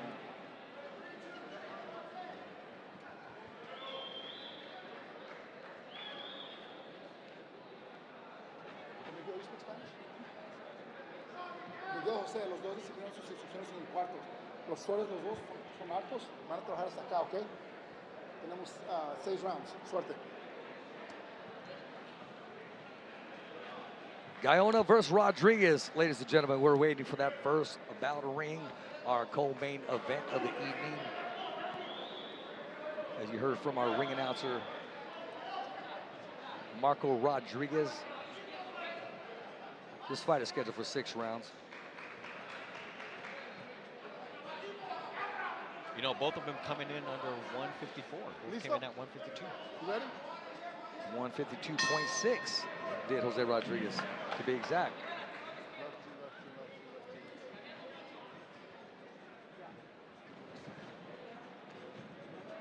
Gaona in the southpaw stance, jabbing to the body.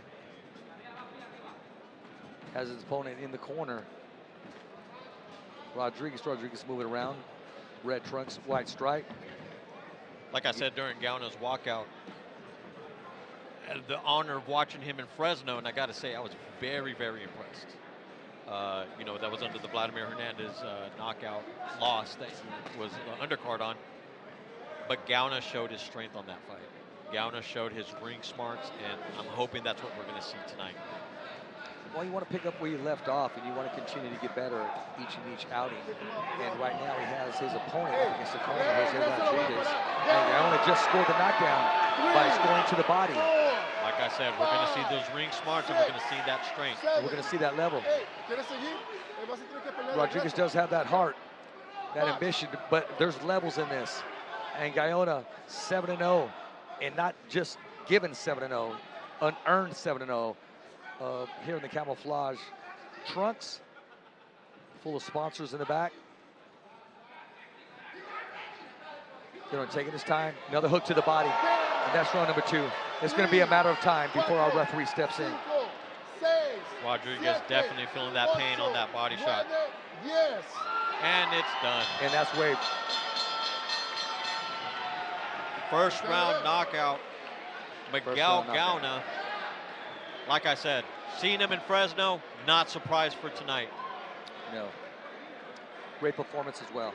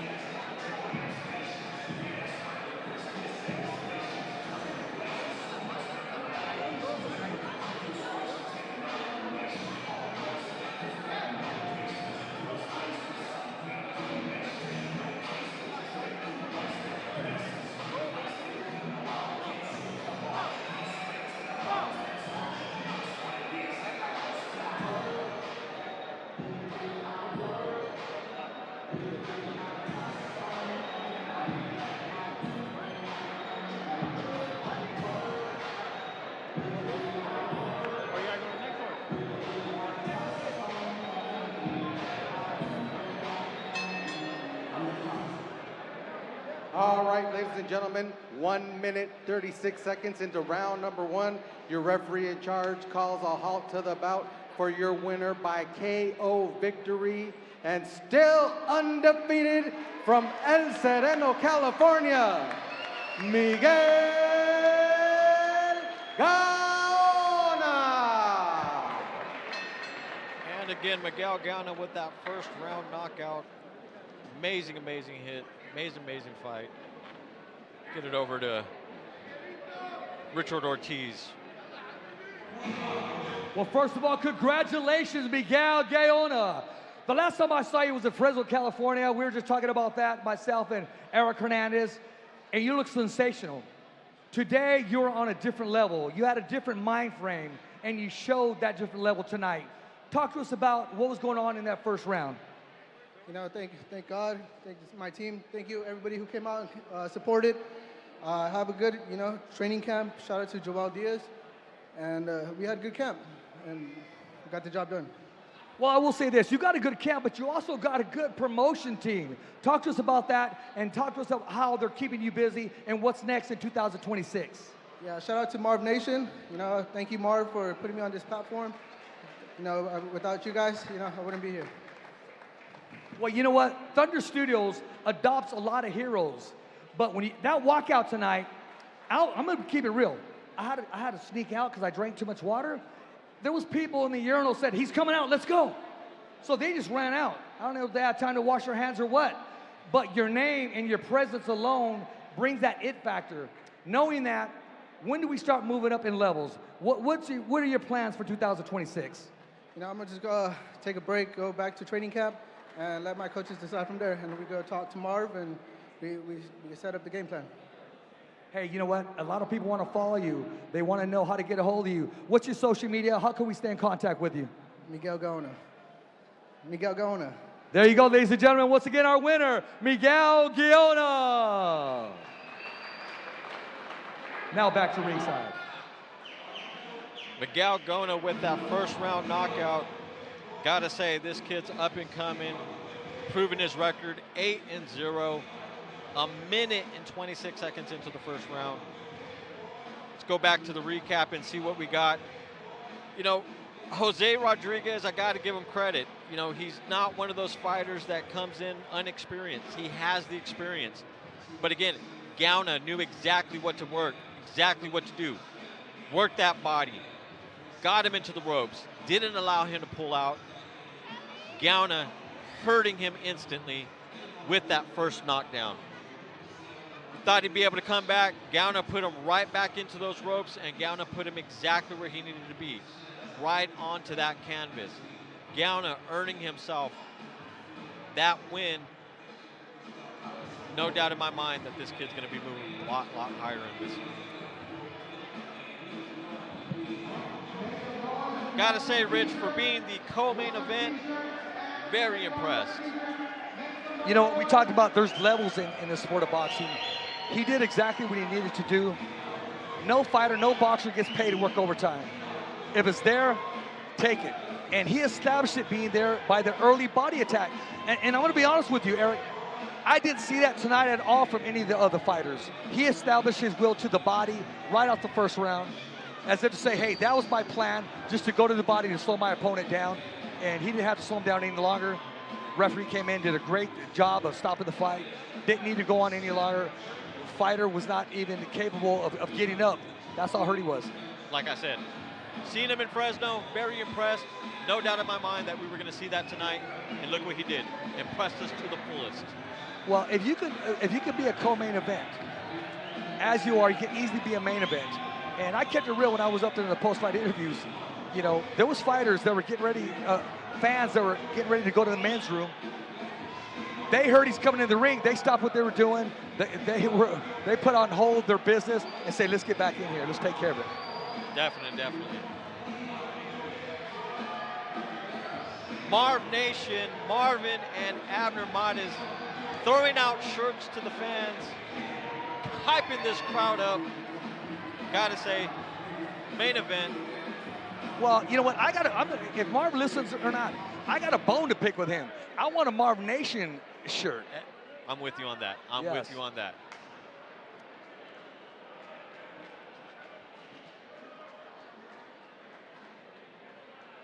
And now to our ring announcer, Marco Rodriguez. Marco Rodriguez in the main event of the evening, ladies and gentlemen. All right, ladies and gentlemen, this is the moment you've all been waiting for. This is the main event of the evening. This bout is scheduled for 6 rounds in the super lightweight division. Now making his way to the ring first from San Diego, California, please welcome Jose Cholet.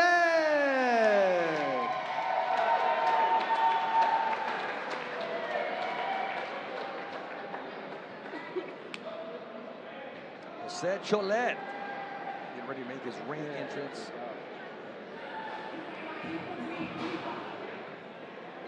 You know, his last fight in March of 2025 was against Mario Serrano in Mexico, and you know, he's coming off a 3-win streak. So I know for a fact his training camp was hard and heavy for this fight. Amazing sparring sent his way. I'm going to be very excited to see what he does coming in. You know, a 145 bout coming in at 144.2 yesterday. You know, 7 of his fights, 4 of those are knockouts. Well, you know what? Again, he's going to be matched up with a similar opponent with a nice record of 7-1. We're going to see what he has to offer today.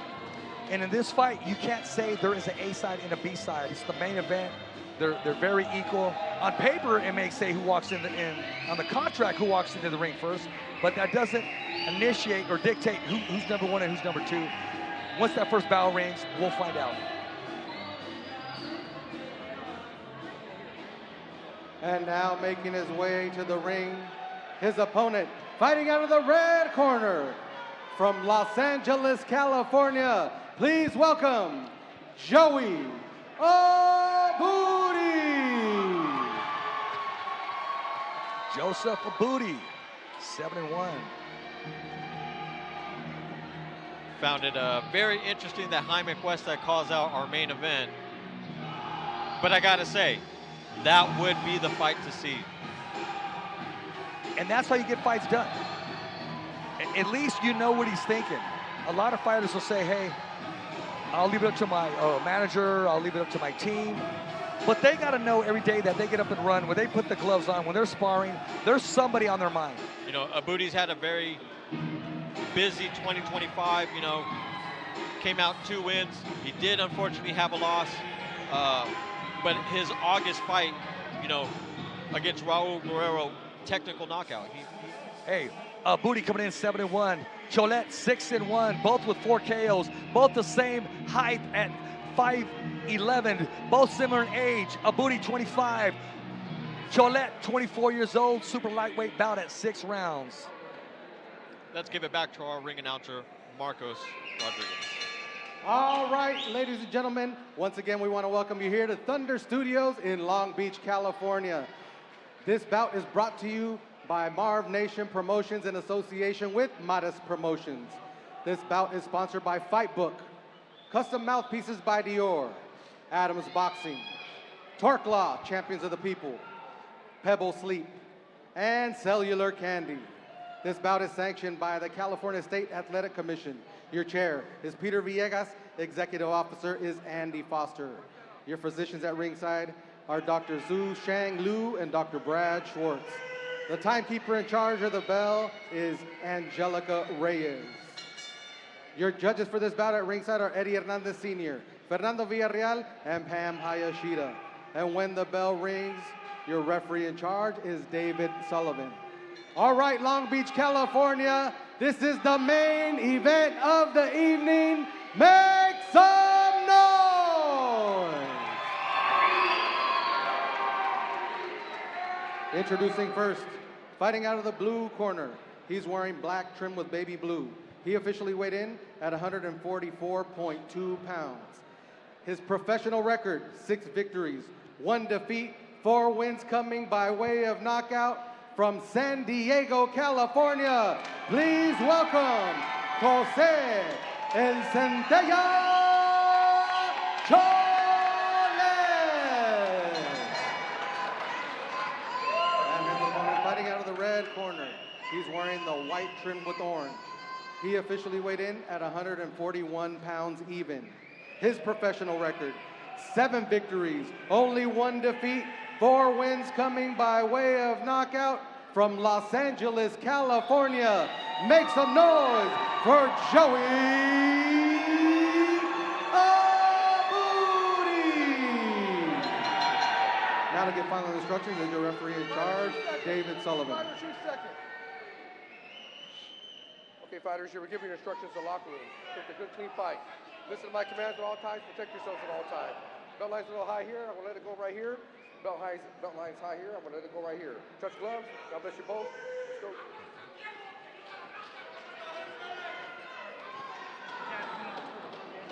Round 1 ready to begin in this main event of the evening.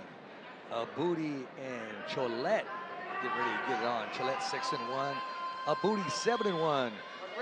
I'm here with Eric Dog Boxer Hernandez doing color commentary, and I got play-by-play. Round 1 begins. Round 1 of 6, I'm going to tell you this right now. Abudi, Cholet, we're going to see some action. Both fighters come out strong. Both fighters very, very smart. Abudi with the white with the orange flames on the trunks, red gloves. Cholet, black trunks, light blue trim. Again, I got to give credit. These guys all night, amazing trunks. F4 Studios, I got to give them a lot of credit for it. But man, all these guys coming out with some amazing shirts. Well, that tells you one thing. That tells you that they want to win and they want to perform.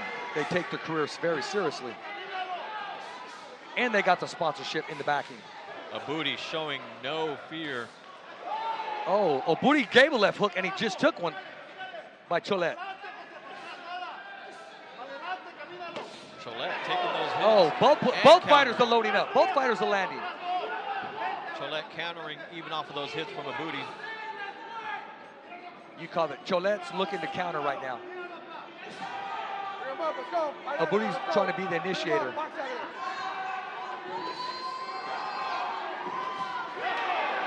Abudi's caught a left and a right and another right hand. Still standing up. Ladies and gentlemen, we're barely in round one. And you're looking at two high-level prospects right now. Like I said, coming out, I knew we were going to see some action. I didn't think we were going to see this much action in the first round. Both fighters taking hits, giving hits, both countering. I mean, let's, 6 rounds. Let's see what we can get out of it. Both fighters looking to be very even in skill set as well.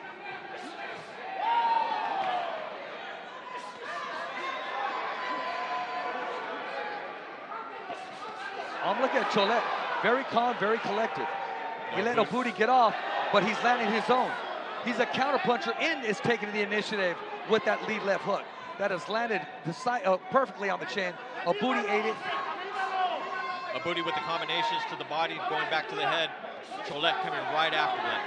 You know what, I'm gonna say this right now. Abudi doesn't have an answer for that left hook. It's been landing clean all night.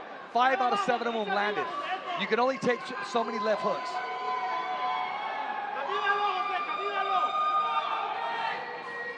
Abudi's corner telling him, put the pressure on, put the pressure on. Cholet's corner saying, keep it going, keep it going. And the crowd, they're just winning. Hey, exactly. I'm looking at the skill set. I'm looking at Cholet. He's setting traps. He's sitting back, very patient, waiting to counter. He knows that left hook is there. Abudi with a combination. Both men are going back and forth. Very good first round. Very evenly first round. If I have to give the edge, I'd give it to Cholet based on those left hooks that he's been landing at will. I'm going to go against that. I think Abudi actually did what he needed to do. Towards the end of that round, what did he do? He threw those combos that needed to get hit. He threw those combos and threw Cholet into that corner. But like you said, very close fight. It all depends on how you judge it. You judge the beginning or the end. We're looking at the action right here in the beginning of round one. Abudi taking the initiative. Cholet sitting back and trying to counter. Both men, once again, with similar styles, but both men are letting their hands go. Both landed very effective punches. Both fighters coming back with those combinations and both fighters coming back with those counter jabs. I mean, if we're going to see this for the full 6th round, again, we're going to see a very close fight. If the rest of the fight is that we're close to this, we're in to get a banger tonight and possibly fight of the evening. I already see it has that, and I don't see this fight going the distance. Neither do I.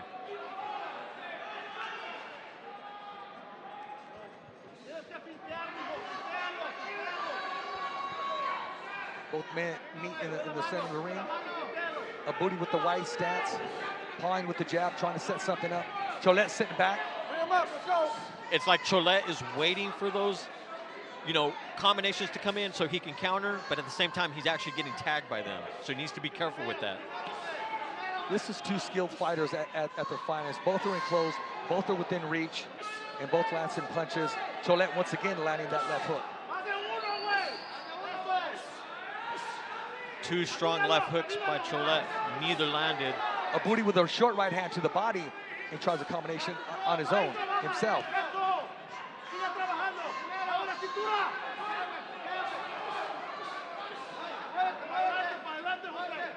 Cholet's corner yelling, needs to move closer, put the pressure on Abudi. Abudi with the short right hand inside as he moved away. Again, took a counter from Cholet with the right hand, but comes back with 3 punches of himself. Abudi with that combination. Cholet doesn't know how to counter right past that combination. His only counters are the left hook, or he'll pop shot that short right hand. But Abudi's not catching that left hook. No, not he's not catching it whatsoever. No, he's not. Cholet sitting back, waiting to counter now. Abudi taking the initiative and throws a beautiful combination to the body, to the head. Now, not all those punches are landing, but they're throwing combinations at different levels. give their opponent something to think about.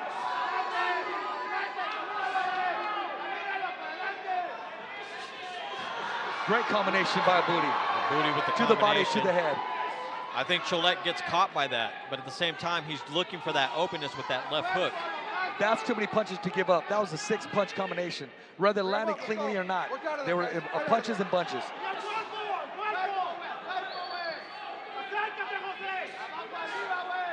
I think Abudi found that sweet spot. Yes. And Cholette's defending that sweet spot now. Well, Cholette's not coming back like he did in the previous round. Another left hook, nowhere.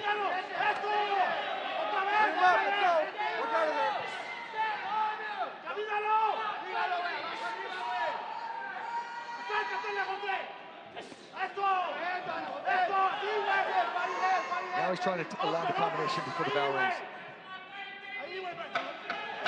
10 seconds left in the second round. By Abudi.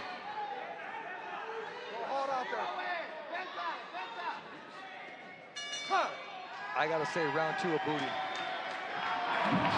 Cholette's trying to do that combo where he counters right back once that hit's coming in, but he's not catching that. I mean, you're gonna see it here. Abudi's landing the combinations that need to land. He's getting that feint in, but he's not proactively combining that right back. And he's dipping before he tries to throw that left hook. Moving his head, giving different levels. You know, looking at the replay, Abudi, you know, forcefully making his way into those openings. You know, definitely giving this round to Abudi. I agree with you with round 2. I want to see what Cholette does come out this 3rd round.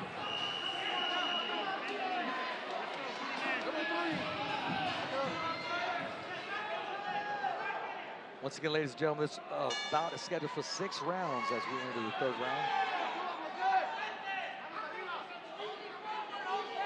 Cholette starting off this round with the jab.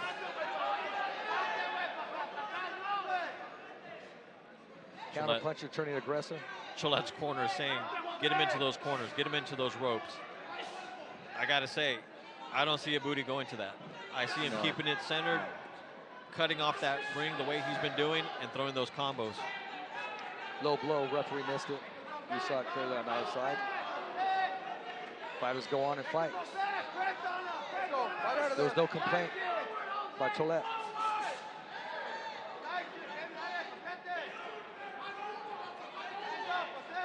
Cholette trying to keep the distance with the jab, but Abudi's not fearful of it. Jumping in, setting him up for that combo.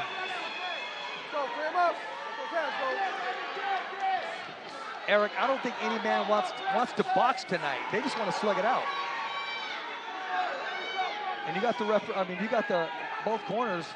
They want you to establish that distance, but these fighters aren't listening. They know what they see inside. They know what they want to do. Abudi putting him up against the ropes, trying to get him into that corner so he can throw that combo.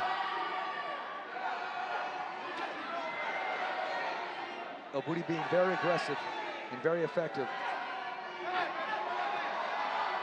with combinations. Abudi's throwing in volume tonight. I gotta say, Cholette, even though he's trying to keep the distance, still getting caught with everything. He is. And Abudi's trying to use his left hand to pull his guard down and give him angles, as he showed just now.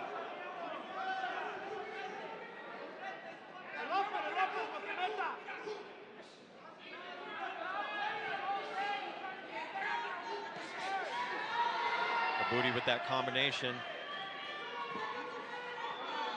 Took another left hook. And a short right cross. But he seems to be unfazed by it, but you can only take so much.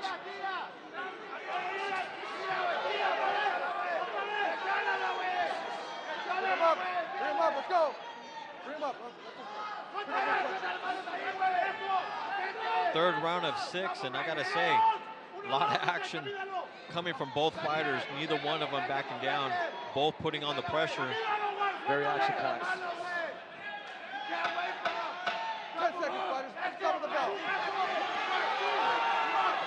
Cholette with a combination.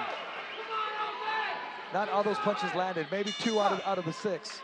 2 out of the 5. I gotta say, Cholette's left hook starting to wean out just a bit. Abodi's been eating it, and now he's making the transition of avoiding it and getting off himself.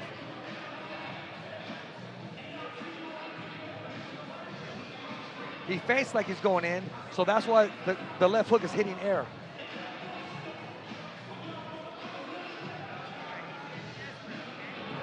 Good right hook by Abodi on the replay.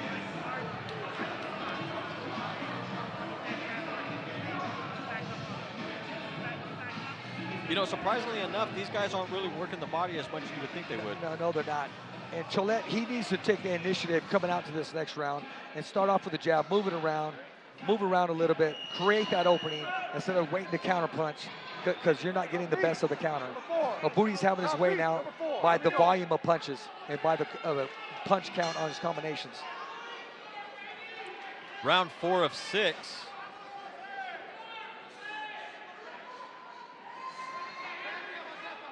Main event here at Thunder Studios in Long Beach, California. Marvnation Promotions. Yes. Modest Promotions in association with Fightbook.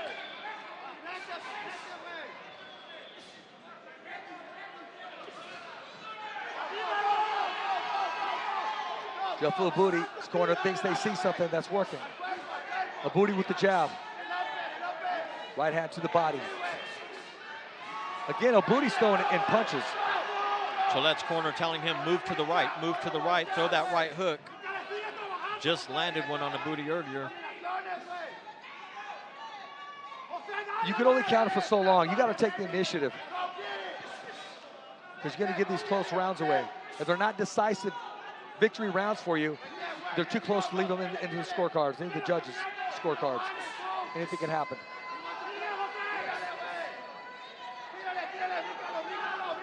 Cholette putting pressure on Abodi. Abodi knows where he wants to be as far as the distance. Every time Cholette tries to close the distance, Abodi will move back. Again, both of these fighters keeping the fight centered of the ring, giving the crowd the action that they need to see. Exactly.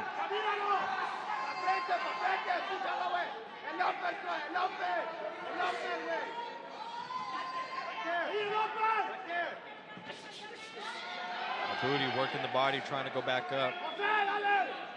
Again, a combination. Not just waiting for one big counter. Cholette with that right overhand hook, catching him, but it's not really doing any damage. Well, I'll tell you this, it's not enough to make his opponent respect him, because Abodi hasn't changed his style since round 1, and that's after eating a couple left hooks in the first round 1.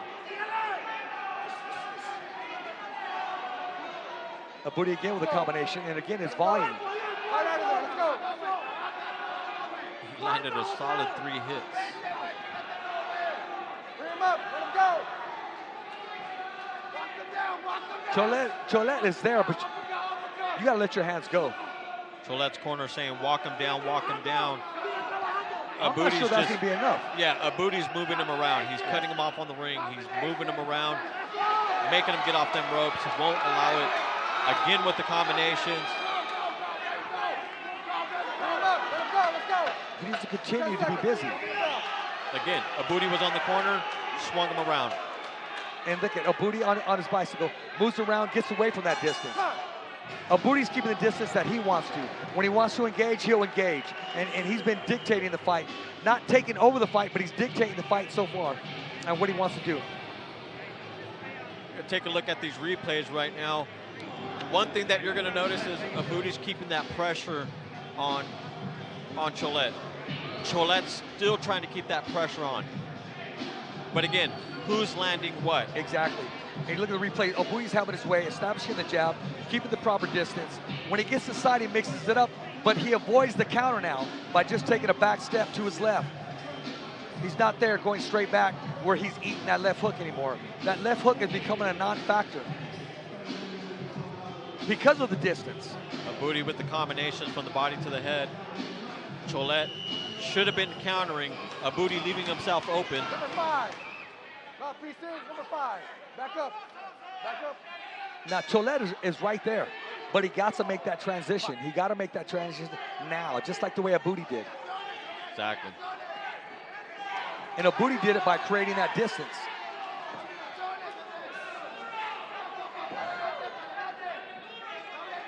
Abdulmad is coming to the ring and telling Cholet, keep it pressured, keep it moving, keep him at a distance, keep it moving. From a multiple division world champion, knows exactly what he's talking about. Abdulmad wears a lot of hats. Promoters, trainer, management. One of the best commentators in the world. I had the pleasure of going blow by blow with him, and I'll tell you what, his energy is just through the roof. Well, both these fighters definitely moving and working the crowd.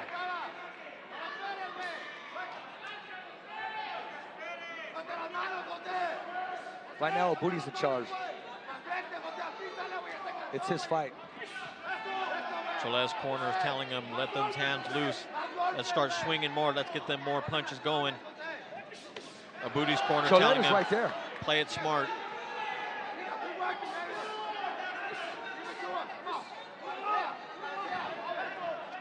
You know, I got to say, Abudi's throwing those combinations. Cholet's eating them, but the damage isn't happening. No. I think both fighters are evenly skilled. We just have one making the transition. And he's changing his style around.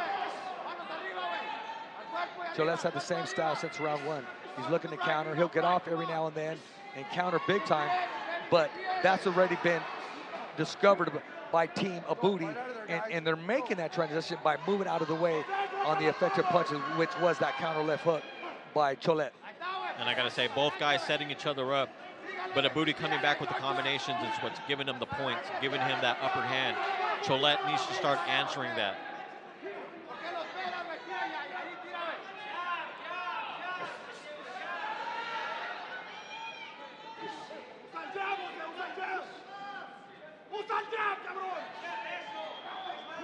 Abudi with the jab and just pawing his left hand out there to set up that right hand to see if Cholet bites the bait.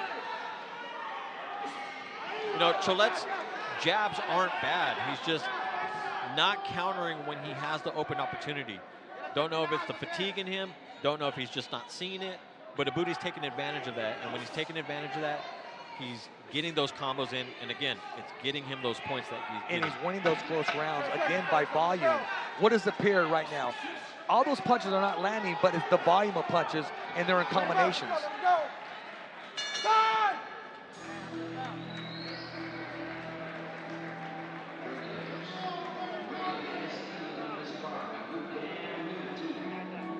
We've had a lot of action-packed events tonight. We had knockouts tonight. We had fights that went the distance that probably should have not have went the distance. But what we're seeing here is the most skilled fighters tonight up against each other, sharing that skill. One's making the transition, as I said. One's sticking to what got him here, and that's the difference thus far. You know, Rich, these are some of the top prospects in the business right now. We have to understand, are they using these fights right now to learn that ring IQ, or are they really trying to make a statement and saying, I want to get that knockout, I'm going to try to fatigue the other person? And that's what we're seeing. We're in the last and final round right here, round 6. I want to see a knockdown scored by somebody. Because both fighters have been holding up, been landing cleanly, been taking clean shots.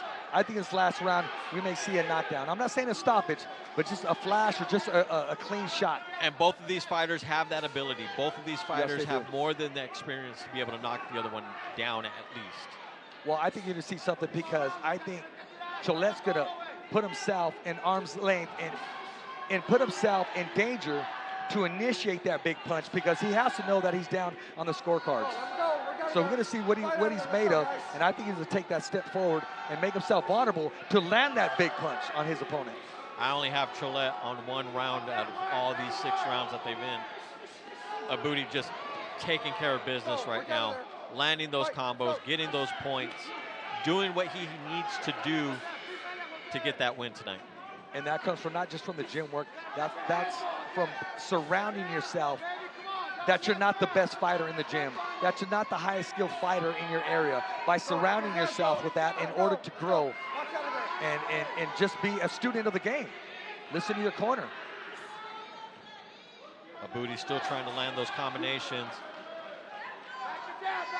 Again, I'm very surprised neither of these guys are working the body the way they should. Cholet with the right hand to the body. And again, we're talking about volume. For every 2 punches that Cholet lands, Abudi lands 4 or 5.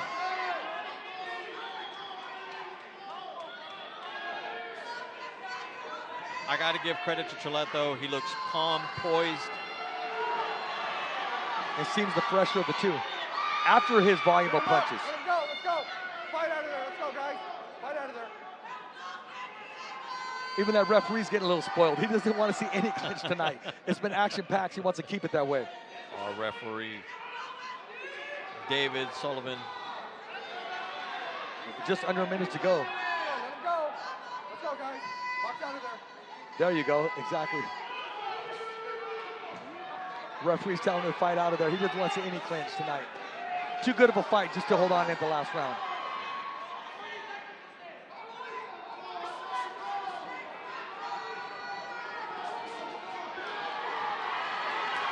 Cholet turning it on. Coming on. Let's see what he has left in his tank. But then again, you got Abudi with some get back. He refuses to be dominated. He refuses to let his opponent have his way. As if to say, hey, I'm the boss in here tonight. 10 seconds of the last round. Let's see what these guys got. Put the pressure on each other. Look for a standing ovation at the end of the bell. And there we go. Great fight tonight. Highly skilled, evenly matched. One fighter made the transition. One fighter initiated his attack, set some traps, and we had a fighter with the same talent, but just didn't have the ability to make that transition and to take over the fight, as Abudi did. And I had Cholet winning the first round, and I don't have him winning anymore after that, unless you want to call round number 4, which is very close as well. Yeah, I think 4 is the only one I had him on. Outside of that, I have Abudi on the rest of these 5. And now it's going to go to the judges' scorecard. And we shall see.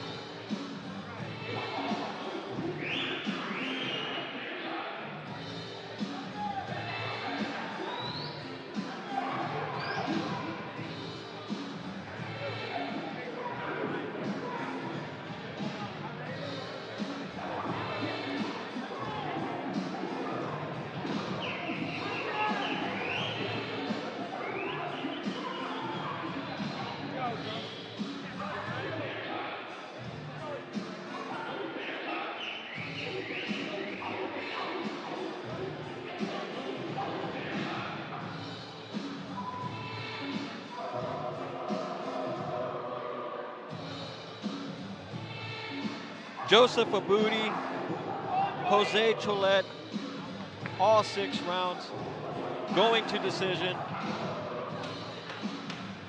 Let's go ahead and take it over to our ring announcer, Marcos Rodriguez. All right, ladies and gentlemen, before we go to the judges' scorecards, let's hear it one more time for these 2 young men who gave it all in the ring tonight.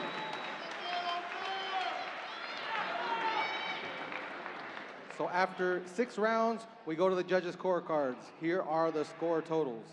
Judge Pam Hayashida sees about 60-54, and judges Eddie Hernandez Sr. and Fernando Villarreal both see about the same, 59-55 for your winner by unanimous decision.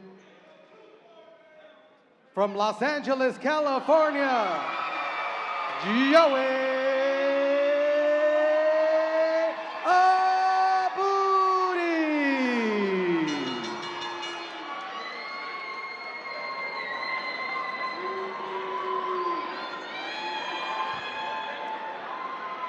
Joey Abudi taking the win tonight by split decision.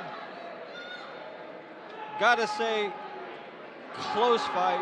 Cholette did what he had to do, got the combinations in, did what he had to do to try to get the fight. But Joey Abudi coming back with the win. Gotta say, amazing fight of the night, main event. Give it over to Richard Ortiz with the winner, Joey Abudi. Congratulations in the main event, Joey Abudi. In a very tough fight, you showed a lot of skill set. I'm gonna let you do the talking tonight. Talk to us about that transition you made after the first round when he was able to land those left hooks at will. I just kept popping my jab. I started placing my foot in a different spot and changed up my positioning a little bit. Just worked off of what he gave me. You know, he was having his way with you in the beginning, the couple first round, maybe the third, landing that left hook. You made the transition and you started to throw your punches in volume. Was that the instruction your corner gave you? Yeah, it was. My corner gave me some real good advice and I just worked off that. You know, you're a very popular man tonight. Before you even stepped in the ring, you got fighters that wanted to fight you. You were called out tonight. I don't know if you know what that's all about, but tonight is your night. You get to do the calling out. Is there anybody that you want to share the ring with before it's all said and done? Whoever wants to fight me. I heard Cuesta call me out. I'm down to run it with him. You know, anyone. Well, Cuesta's right here right now. Is there anything that we can get this fight going? Joey, come on, let's do it. Let's get it.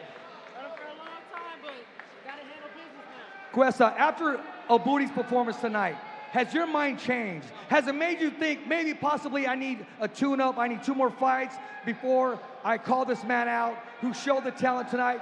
Has your perspective changed about this man in front of you? Hell no, he's exactly the same person that I've known him to be. I know what he's got, I know what he doesn't got, and we're gonna exploit that. Hearing that, I know tonight's your night. You want to celebrate your victory, but someone's coming to intrude your party.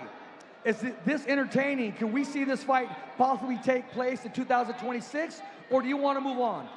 No, we could definitely see this fight. You know, he's not really intruding on anything. We could get it. Well, you know what? I want to talk to the man who could possibly make this fight happen. I want to talk to the men who could possibly make this fight right here. I want to talk to Mr. Abner Mades. You know, this is the show that creates, that shocks the world, that puts California on lock as being the mecca, this place right here of California when it comes to boxing. These young fighters, these young prospects want to put it all on the line. Is this something that could possibly take place in 2026? 100%, 100%. That's why you always have the main event and then the co-main event. They got to show up, they got to do their work, and they both did. They came out, they show up, they did their thing 100%. So this fight, man, it's fire. People want to see this, and it's going to happen. Trust me. I want to get the perspective of Marv from Marvnation. Marv, how easy is this fight to put together?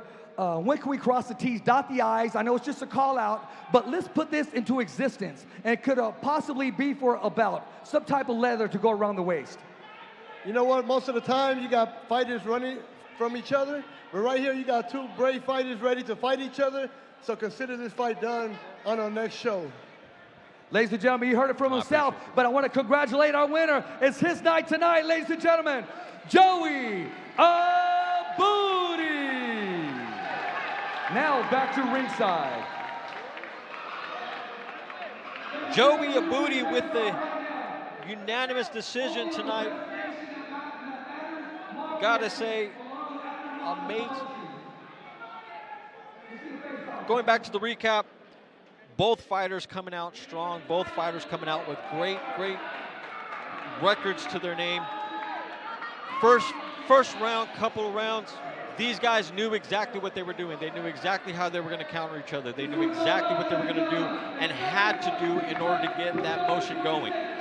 Both guys countering, both guys throwing those combinations, both guys doing what they had to do in order to get that movement, momentum, those points. Joey Abudi, though, marking his territory, making it known that he was going to win this bout. Again, I myself had this 5-1, giving Cholet only one of the rounds. You know, Joey Abudi knew what he needed to do, throwing those combos, getting Cholet to keep coming forward, and Cholet not answering the call led to what unfortunately has to be another loss on his record. But I can see Cholet coming back from this. I can see Cholet coming back to Thunder Studios here in Long Beach, California. But again, Joey Abudi with the win for tonight on tonight's main event.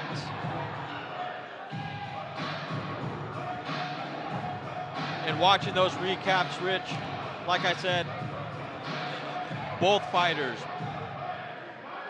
coming Both back. fighters put on a good thing. We want to thank everybody right here at Thunder Studios.